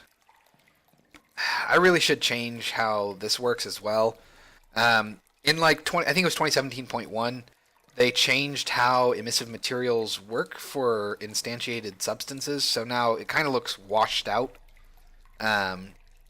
Because it's basically taking red and tinting a white texture instead of tinting a red texture red. It's really annoying, but that's the only way I can get this to work. Because otherwise, all of these substances will affect each other. And they'll, like, if I change this one to blue and have it highlight blue, then the red one will actually highlight blue. And it's really dumb. And their response, of course, at Unite was, we don't have someone on that anymore. Which makes sense because they dropped support for it. So, not bitter at all. It's a game design modal board, so tasks can be long to objects in your game and such. Huh. I'll have to take a look at that. Okay. And I suppose we should probably go ahead and get into a fight. Let's go ahead and say hello. Talk about king. Okay. Troll. Insults. Terrible. Just the worst. Okay. Let's go ahead and actually, you know what? I'm gonna well, I guess it's a test, so let's go ahead and hit the troll.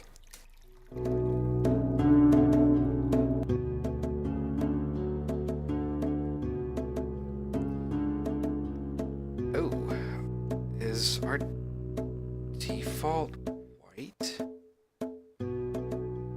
Okay, that is a bug. Go ahead and mute audio. So I should be green.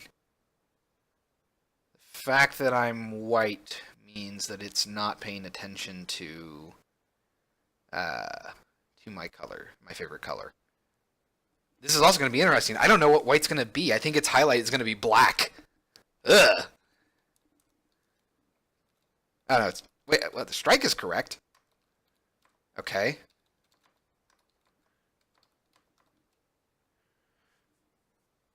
Oh, I should probably... I can't mute it. I have to listen for the audio, too. Okay, let's see. Let's try item. If I could type. It's so hard. God, these words are really long. Ugh.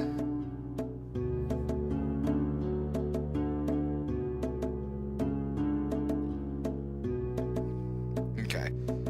Yeah, the animation's not super great. I actually am planning on retooling combat a little bit so that it's a little more dynamic. I mean, it's still going to be like this style of presentation where it's typing and all that.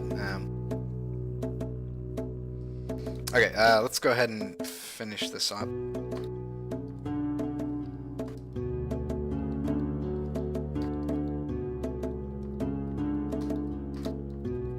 Okay, so that's a perfect. That's 2. Good, good, good. Now I'm gonna run.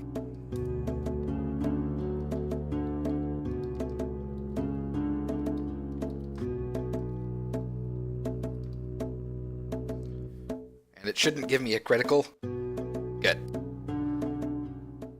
Okay, so now I'm going to ask him to move. Yeah, the animation, it's like a weird hybrid of Platinum Games style inspiration. Obviously, it's not quite that impressive, but I wanted to have that really crazy over-the-top stuff. I really want to get more screen shake and stuff like that, so I think I need to get a little bit more good feel to that. Oh, what the heck? Again? Great, now it's... Great, it's just like before. So yeah, okay. So I didn't fix the input menu not being able to close through enter.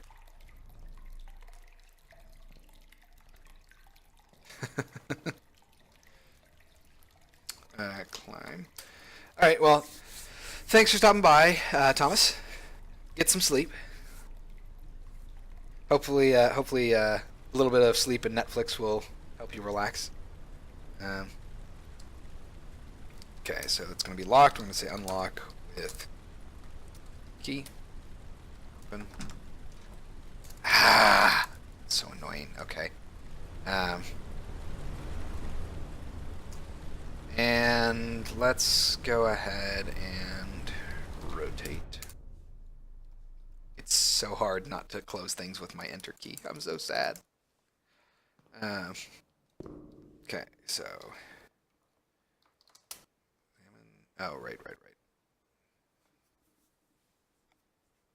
Oh, right. I'm not in the demo. It's going to dump me in the plains level. Ha! Well, okay then. So that's a thing. Well, at least we know that that transition works. So the demo seems to work pretty much like I would expect. Let's go ahead and click through. And yeah, that's pretty good. Okay, so we need to fix real quick the new game view. It should be solid black in the background. Let's go ahead and... Well, you know what? No, actually what it should be is... It should have support for... Instead of just clamping to solid black, because that's kind of awkward. I'll show you what that actually is real quick. I'm going to go ahead and turn off that view background script so it shouldn't set the color of the background. So now when we load in, it should show the background for the plains level, and then when we try to do a new game, it'll just like hard cut to black, which will... I don't like doing hard cuts like that typically. I feel like it's kind of sloppy, and it's really, really jarring. That's the main problem with it. So let's go ahead and skip through here. So we're going to let the background load real quick, because it won't fade in until it's done loading the background level. Okay, so now if we click new game, it just like hard cuts, but it would actually be pretty nice if it faded instead. So what we're going to do there is we're going to go over to, let's see here.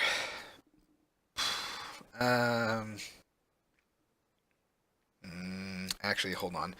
Before I forget anything else, let's go ahead and, one, open up that script. And two, I want to change input view a little bit. So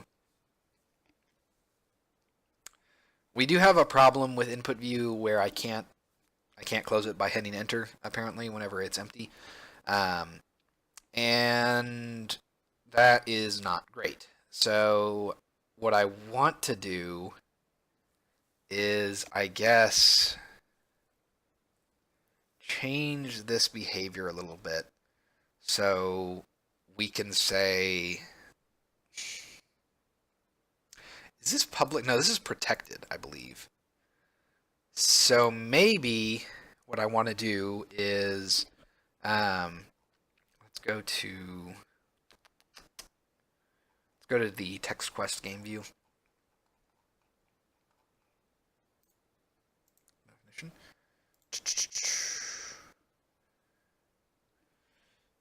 All right, see you when you get back, Dusted.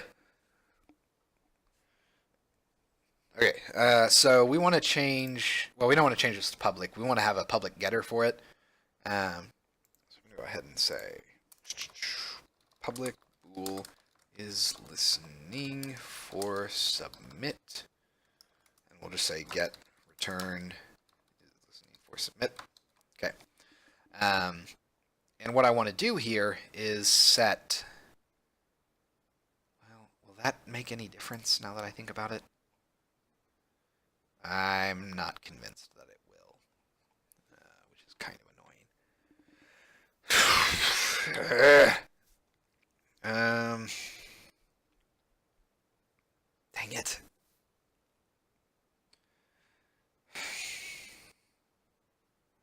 This is going to be really awkward, but I guess it'll work. Okay. So we're going to go down here, and we're going to say else if is listening for submit. Listening for submit is equal to false. Okay. Come back up here to close. So it's a little annoying that I have to do it like this. I really don't like that I'm doing it like this, but it'll work. Is listening for submit is equal to true. Okay. And then I'm just going to go back to our menu controls. Instead of doing dot is open, I'm going to say dot is listening for submit. Okay. That should work. So now, whenever I hit enter, while I have an empty space, it should not double tap and basically reopen the input menu. That's what was preventing me from, technically it wasn't preventing me from closing the input menu, just that it would open it in the same frame. But now we should have a frame delay on there so that it will not open if it's listening for input, which we tell it to do when it closes. And then it'll immediately tell itself after one frame to be back to not listening for input. Okay. Now that's compiled. Let's go ahead and play. We're just going to go ahead and continue and then transition to, I guess, the cabin or the canyon. Honestly, either one is fine. Might as well do the cabin. That should let us test out our save state stuff, make sure that that's all working. And I can just hit continue. What's going to happen? Huh. It just kind of, oh, geez. There's no sounds. Oh, that's awkward. Oh, that's really awkward. It's so creepy. Ugh. Okay. Well, mental note to self. Make sure that sector audio will play, even when it's loaded in the background. Okay, so that seems to be working now, but we need to transition levels to make sure it still works. This is actually a bug that I've had crop up several times in TextQuest history.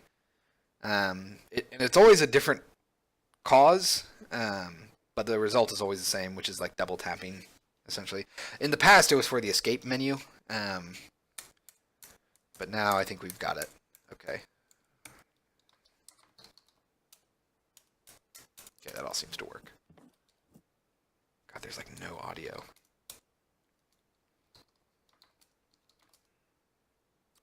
What is going on here? Oh, you've got to be kidding me.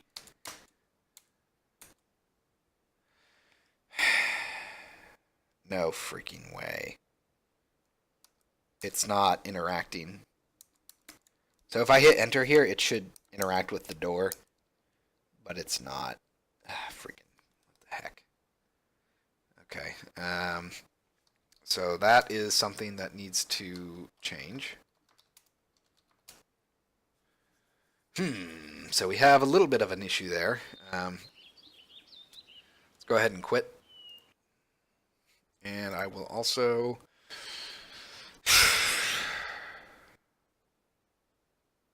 Oh, that's why. Right? We want to open from interaction. Right.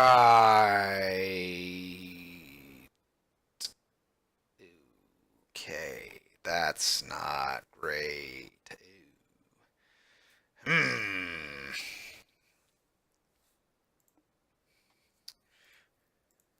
What's this?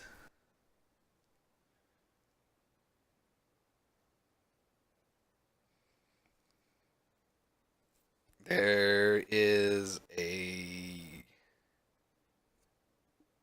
Huh.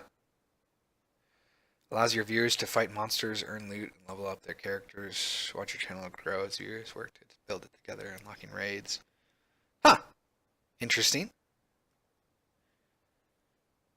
Yeah, I'll have to look into this. This is actually something that I've wanted to do, like make my own Twitch extension, to let you guys have fun in the chat. It's just not been something I've had the time to do. It's also really hard to sit down and be like, okay, I'm going to work on a game today, but not my game. It's just, well, yeah, it's one of those fun catch-22s. Catch-22s. That's not a word. That's not a phrase either. Anyway, so our problem is that when we interact here, we're not getting what we want. So if I hit, what the heck? Oh, that's probably because interactions themselves will do that. Okay. Timeout. I think that something is going wrong here. Let's look up interact, which is probably actually interaction. It is. There we go. We don't need to care about content creation. Interactions, global interactions, interactive object, complex, blah, blah, blah, blah. Here we are, interaction. So what happens here is whenever we do our raycast here, which should be called if we press enter or if we press... Oh, right. Hold on. So it's always interacting, and instead I'm going to find... Where are you? Open from interaction... here we are. Huh. So... Oof. That's not great. So, part of the problem here is that whenever we interact with stuff by pressing enter, it doesn't actually end up passing in the object that you interacted with. So let's go ahead and find that real quick. Menu controls. So this is what we want to happen right here. If you hit enter, which is what this options.open input menu key is, it should send out a raycast, and if it doesn't interact with anything, then it should just open the menu by itself. But if it does interact with something, then we have to open from interaction. So we may... That means probably that my inventory check is not happening as well. I'm going to go ahead and play again, and then I'm going to continue. And I'm going to just turn around and tap I to interact with the door. And what should happen is it should show my inventory, and then it should also show me the description for the door. But I'm willing to bet that what's going to happen is it just shows me my inventory. Or, worst case scenario, it doesn't show me anything. there it is. Okay, so I need to change this. So we want to instead have these delegates pass or receive a interact. It's interactive object.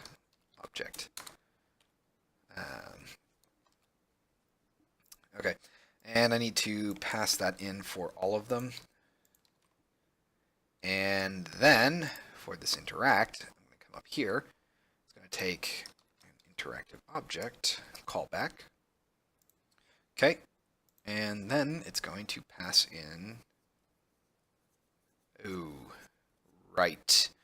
Probably, I guess it should be a list of these things, shouldn't it? That's fair. So we're going to change that to an array. Yeah, man, this is going to complicate things so much. Ah, gross. I hate doing things like this.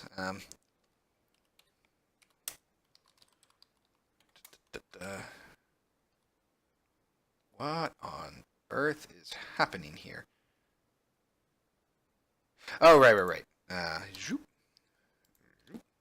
And okay, so we need to change this from open inventory to interact with objects as well, which is not great. Nope. God, that's really annoying. Okay, so we need to change this a little bit. Let's go over here to input view. So I'm going to call open, close, and now we need to have open from interaction, assuming I can find this. And let's see. Nope. Must be at the top. Close, open help, open inventory. Here we are. Okay. Open from interactions. We'll call base.interactions. Okay.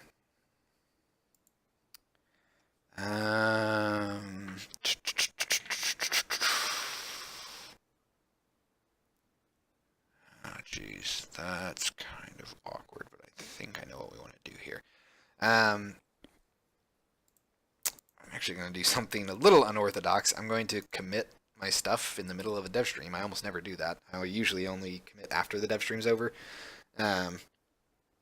But I'm about to do something that's kind of weird, and it'll just be easier to undo those changes. So I'm going to say misfixes to demo levels. And what was it?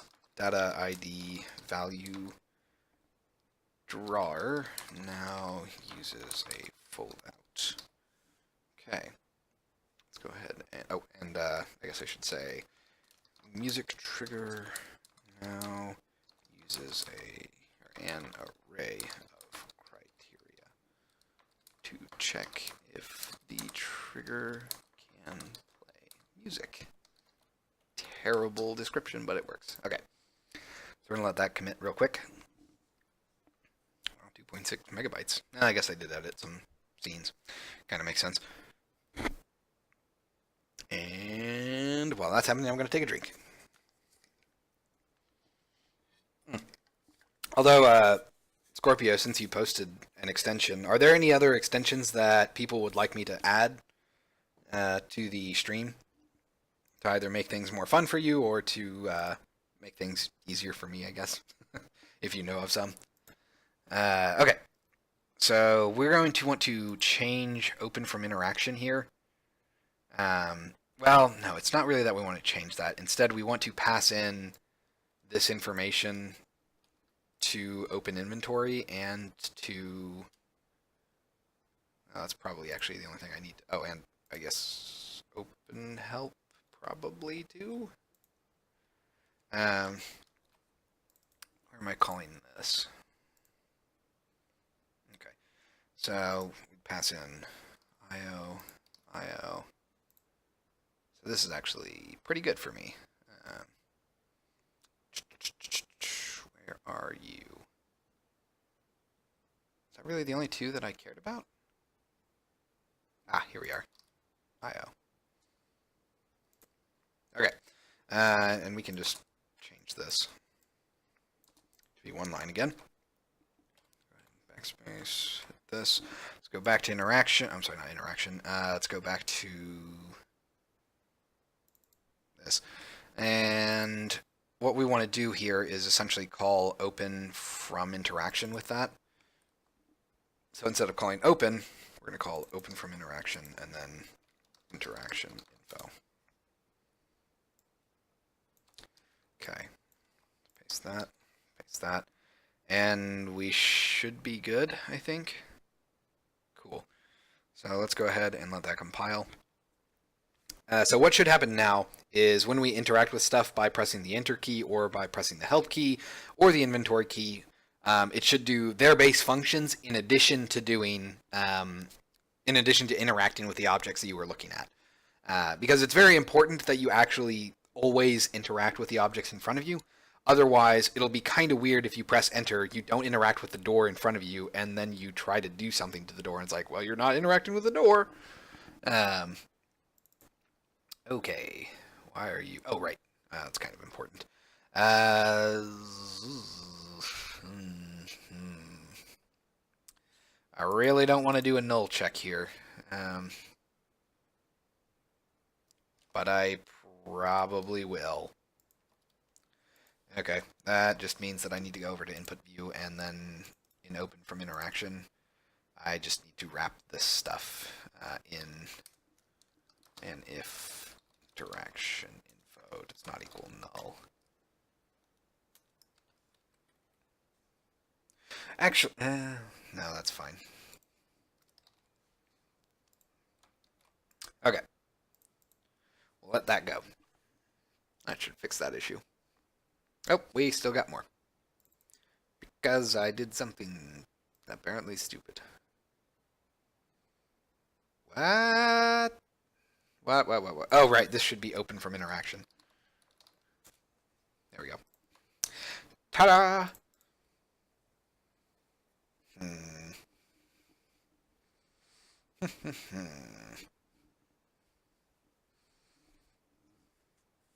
This time it will be perfect. Actually, it probably won't be. I feel like I missed something there with 92. Nope, okay, seems fine. Hooray! Assuming I can get back to Unity. Okay. Let's go ahead and clear that out, and now we will try this. So we should be able to interact with everything by using our default special commands. That way we can both see our inventory and interact with something at the same time. Start here. Continue, because I'm mostly curious about this. Interesting. So it just kind of hangs there, which is a little awkward. I probably need to come up with a solution for that. In any case, hit I. Crap, didn't work. Enter. Crap, didn't work. Hitting E does. But you do not. Okay.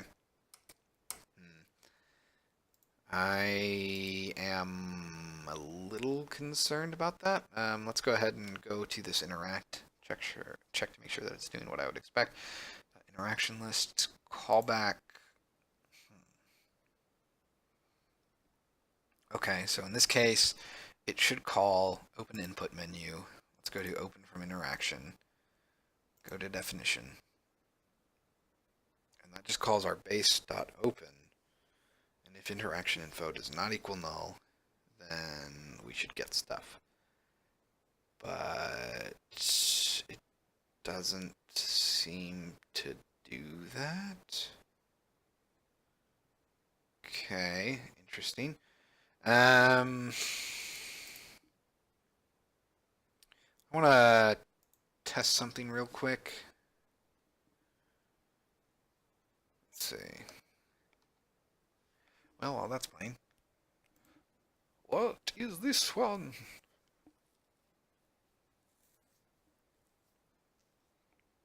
Oh, suggestion box. Huh. Okay.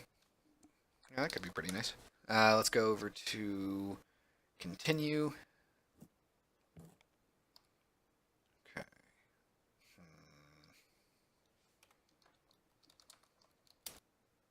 Okay, so it's definitely not doing anything with that. Uh, so this is super awkward. Does that mean it's just not doing what I would expect here? Let's go to definition. I'm going to put a debug in here in open, and we're just going to call debug.log open. Wow, open. Okay. Let's. Oh, I don't want to do it there because that's in our base class, which is not at all ideal. I guess we'll put it in open from interaction. So we'll say debug.log test. Because I think what's happening is that it's wiping everything, which is really, really, really, really, really annoying. And I guess I should say interaction. Oh, sorry, plus interaction info dot not dot is equal to null question mark.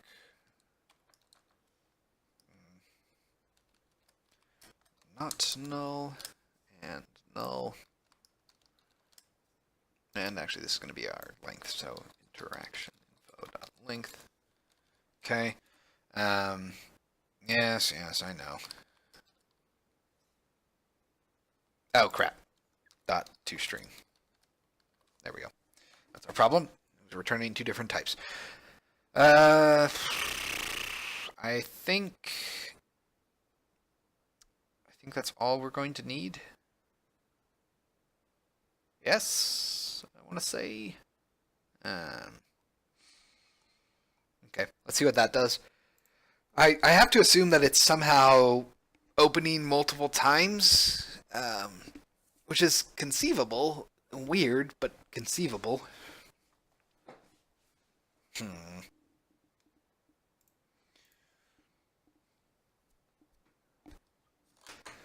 Okay, let that compile.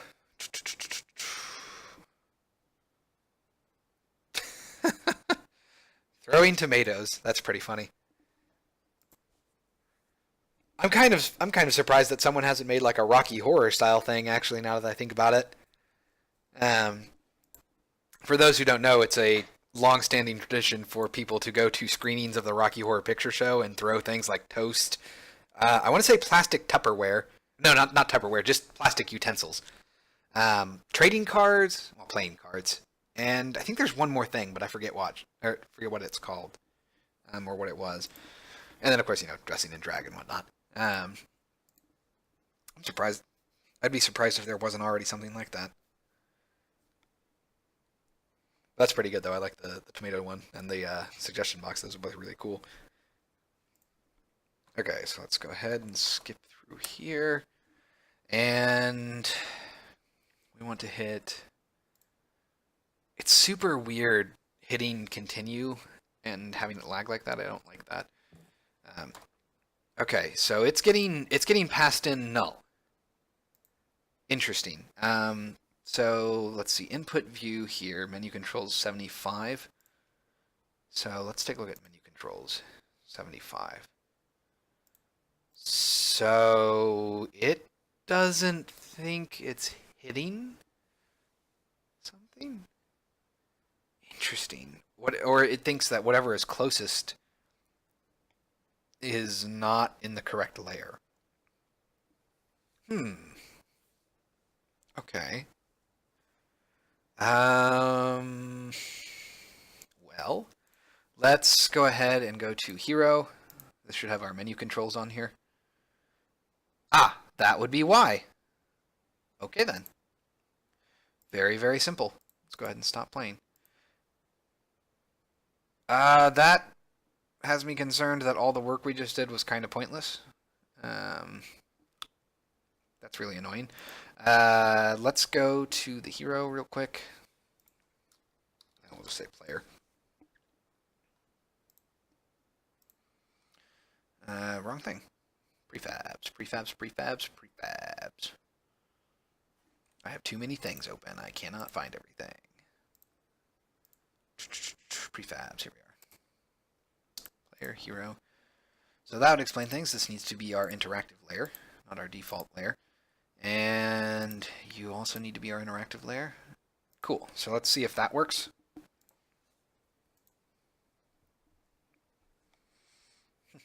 Oh, I can probably remove the spoilers and put up coding instead. Haha! Hooray for accuracy. Alright, so let's go to start, and we'll let that load in the background real quick. I probably should come up with something for this, because I really don't like having this lag there. Okay, so hit enter. Enter, that all seems to work. Ah, crap. It's happening twice. Yeah, so that was a lot of unnecessary stuff. Okay.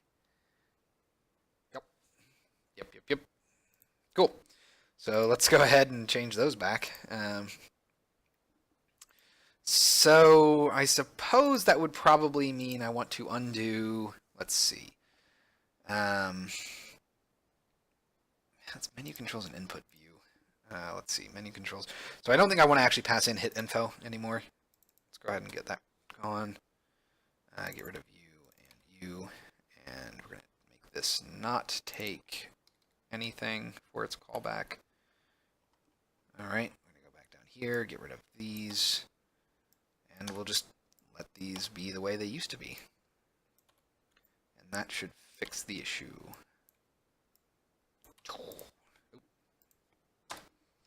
Open. There we go. Okay, let's let that compile and see. Oh, crap. You know what probably needs to happen here? I probably need to change this to just open. And open inventory should also just call open. Pretty sure. Get rid of these and these. Okay, I think that's all we want. So let's let that compile.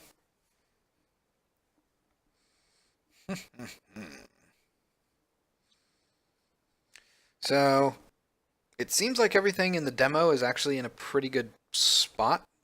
Obviously, I have some minor usability things to tweak. But we should be in a pretty good place for a build. I will probably run through that tonight, see what that looks like, and then I'll try a little bit more cleanup.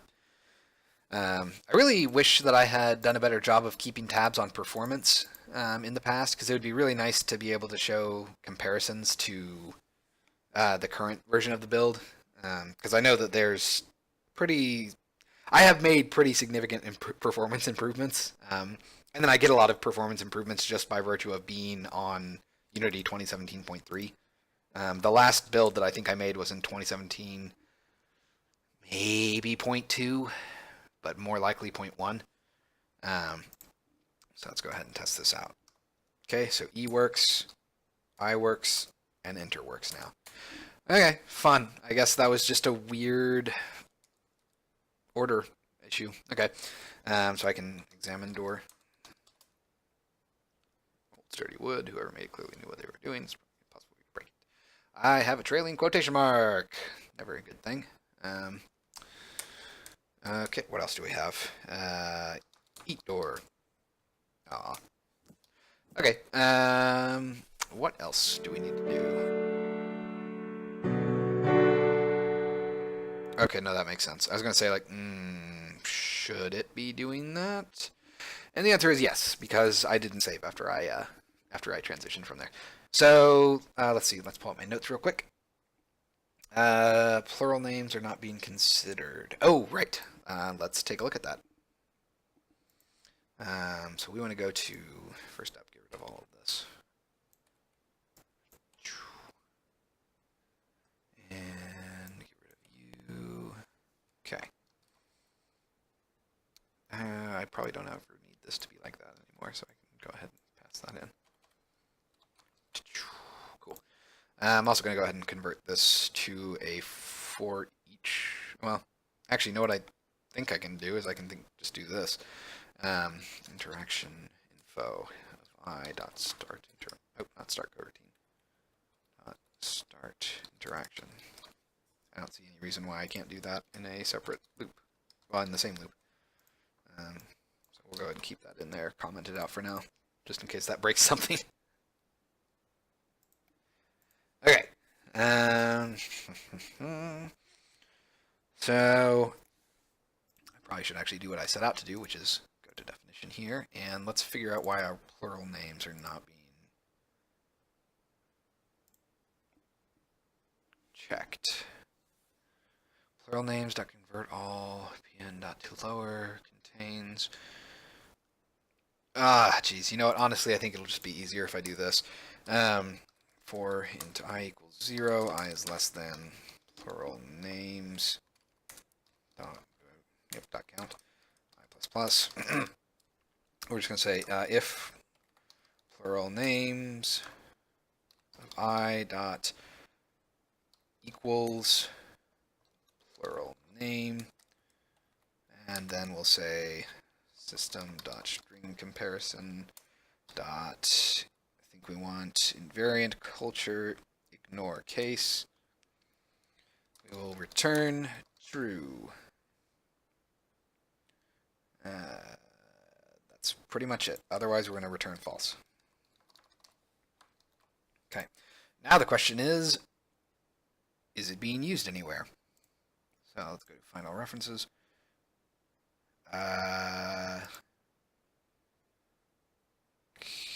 Okay. That would be a no. And I guess that means that I want to do... Ah, geez, that's such a terrible way of doing this. Same thing, we're going to do a for loop. For I equals 0. I is less than names, dot count, I plus plus.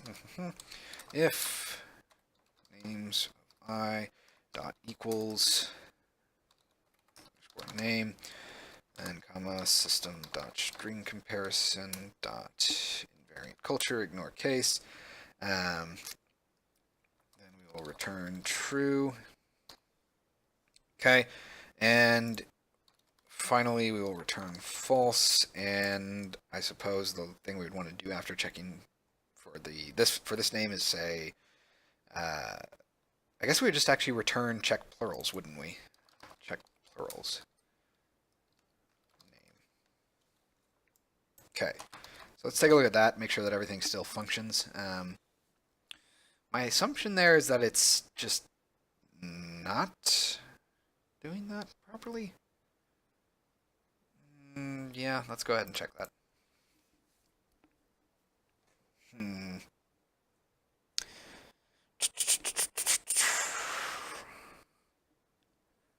That's kind of annoying that plurals aren't working for some reason.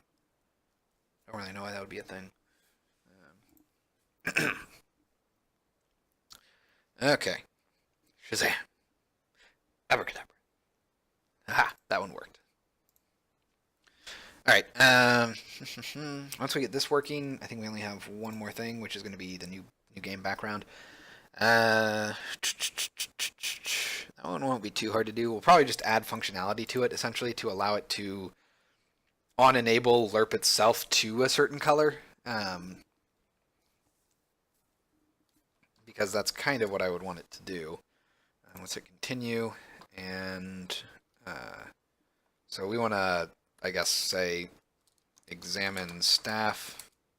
Okay, then examine staffs. Okay. Cred. So I guess let's put in a debug, make sure that this is happening. I want to say debug.log. No plurals.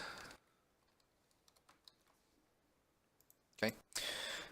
I just want to make sure that it's getting there. And if it is, then that means that we're doing this comparison incorrectly, which is kind of annoying. If it doesn't get there, then it means that it's completely ignoring it, which is impressive. Does that mean that check name just doesn't mean use? It should work. Yeah, this is going to be interesting. Let's go ahead and play. I wonder if it's... let's check the door. I wonder if it's not searching through our inventory. That'd be weird. but I can see that being a weird bug that I have. Let's go ahead and say start. We will check the message I just received, and that's nothing. We'll hit continue. Okay, so I'm going to say examine doors. Okay, so that works. Examine staffs. Did that no plurals get... It fired both times. That can't be right. Let's turn off maximize on play. Examine staffs. Examine... Let's try and say staffs like that. Okay, so that doesn't work. It's firing twice, which makes sense because it's probably checking that on the door. But the door does work, right? So if I say examine doors, I only get... Oh, I don't get any new plurals. Let's go ahead and check that again. Yep. Okay, so that means that it is not checking my inventory when it loops through to see if you're interacting with plurals. So I need to go to check name here, find all references. We're going to say it seems to be getting cleared unexpectedly at some point. That's probably not a good sign.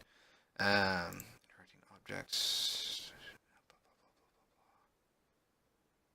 Checking cache subjects. Setting direct object. True adjectives. Okay, this could take a while to hunt down.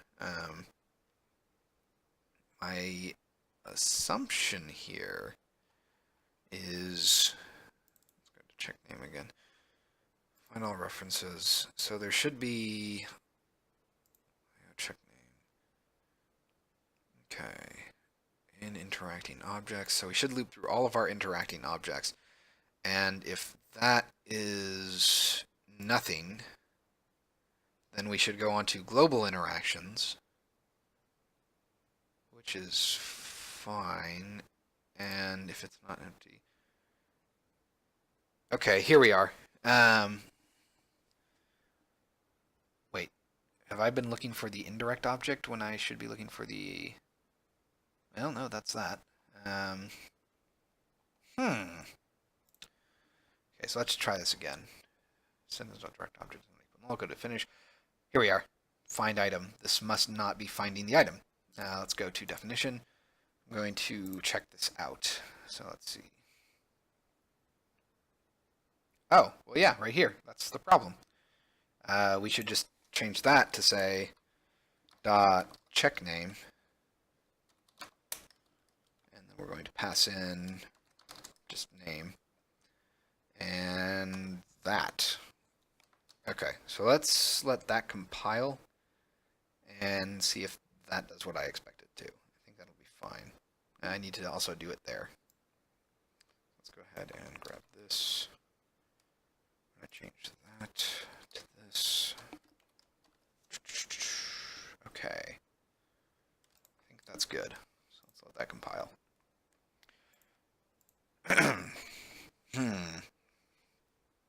That's weird. I guess I must have written that function as a helper function and just completely forgot about how inventory was loading that stuff. That explains why it wouldn't find it, because it was not doing a good job and it was not looking at their plural names. That means that's been a bug forever, ever since I've had plural names, but surely I would have tested that, right? Evidently I didn't, or maybe it got blown away. Weird. Alright. Yeah, I think once we have this working, we'll probably call this a night. Let's go ahead and also... Yeah, we'll keep this minimized for now so I can check our debug. We want to go to... I always like how cool the UI looks from an angle. I feel like that would be a really cool menu screen. It's like a menu screen with the menu screen that you're in on it. That'd be really cool. Anyway, let's go to continue. We're going to say examine staffs. Nice. And then the no plurals thing is coming out because it's also checking against amethyst and scepter, which makes sense. I'm sorry, amethyst and invoice. So let's say eat staves. Oh wait, it doesn't have staves. That's right. Eat scepters. Fair enough. eat doors, eat door, eat staff, and eat staffs. Cool. So that all works. That is exciting. So that is, I think, a good place to stop for the day. We have quite a few things that we added. We have a much more efficient name comparison method for plural names and for singular names now. We have inventory being checked for, as opposed to before where it did not do a very good job checking itself. We have trigger criteria for music triggers. A couple of quality of life improvements on some things. All in all, a pretty good productive day. Got a couple of things ground away.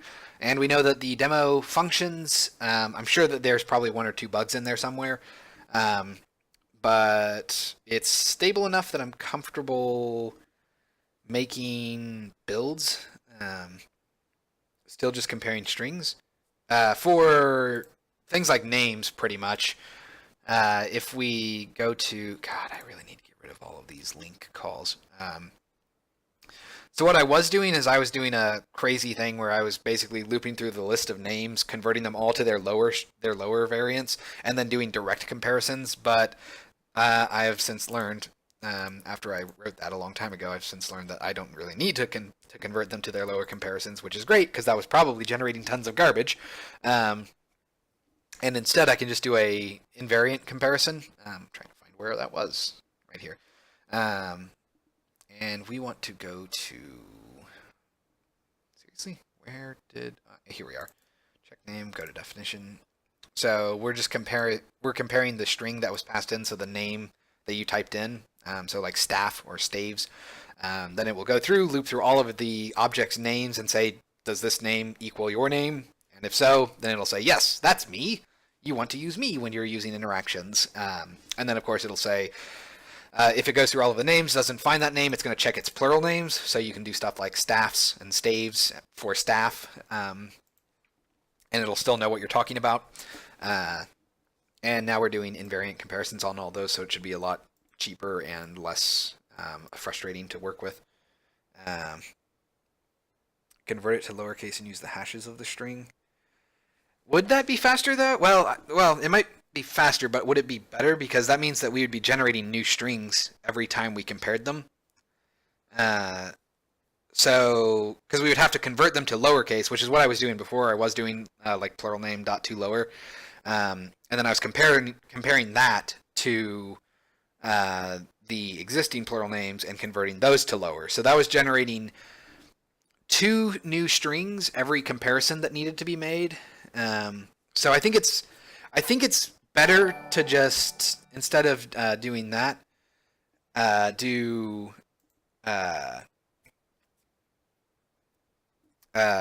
just compare them invariantly.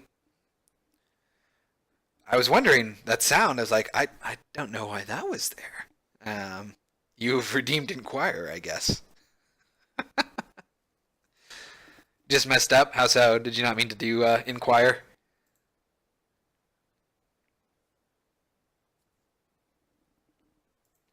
Man, I really should change those values because, good God, I've been watching myself every stream and I just now have enough for a Twitch follow. Ugh. I'm pretty sure it's impossible to get to a 10,000 point for parser Easter egg. I should probably lower that. But yeah, I think this method of comparing will be a little bit better. Oh, for shame. For shame, for shame.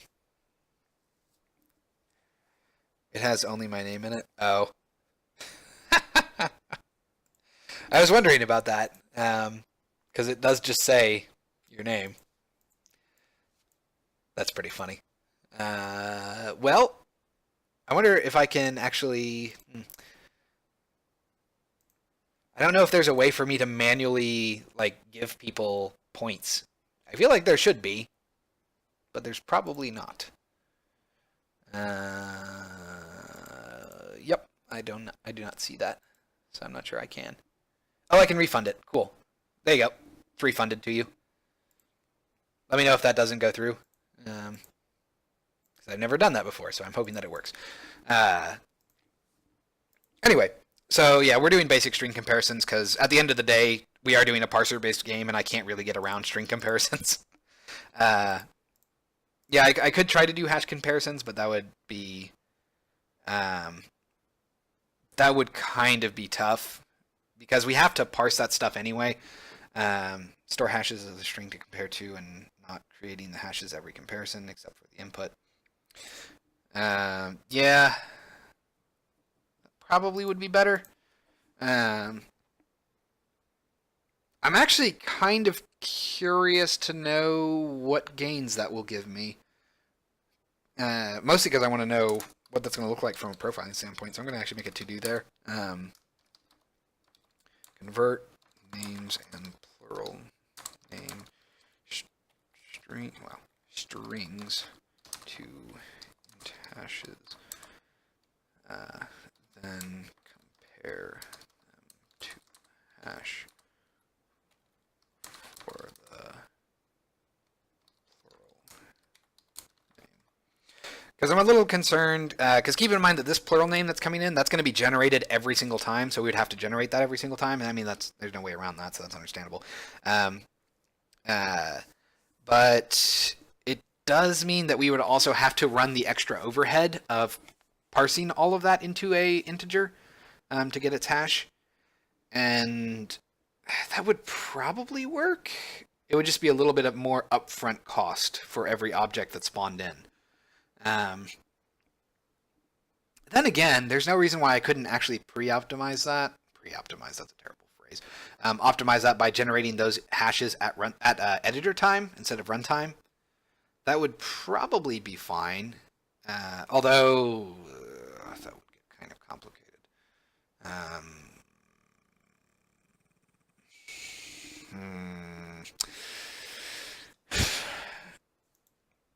I'm a little worried though, because it does mean that I would have to convert the plural name to its lowercase and then get its hash.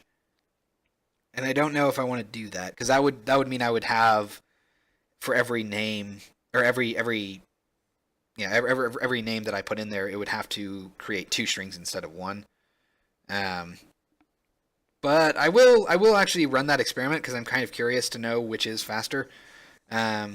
Because you're right, comparing an integer to an integer is certainly going to be faster and cheaper than comparing array of characters to an array of characters. I don't know. We'll see what gains I make on that. Because that actually could be pretty useful if it's a notable improvement. We'll see. But I think that is a good place to stop for the day, because we got a lot done, and we have some interesting ideas to try out tonight. So, and I do need to fix, what is it? The new game background still, but that's not too bad. That won't take too long. So, okay. Any announcements? None off the top of my head, so it should be fine. All right. So I think that's a pretty good place to stop for the night. So as always, I want to thank you all very much for watching, and I will see you all next time.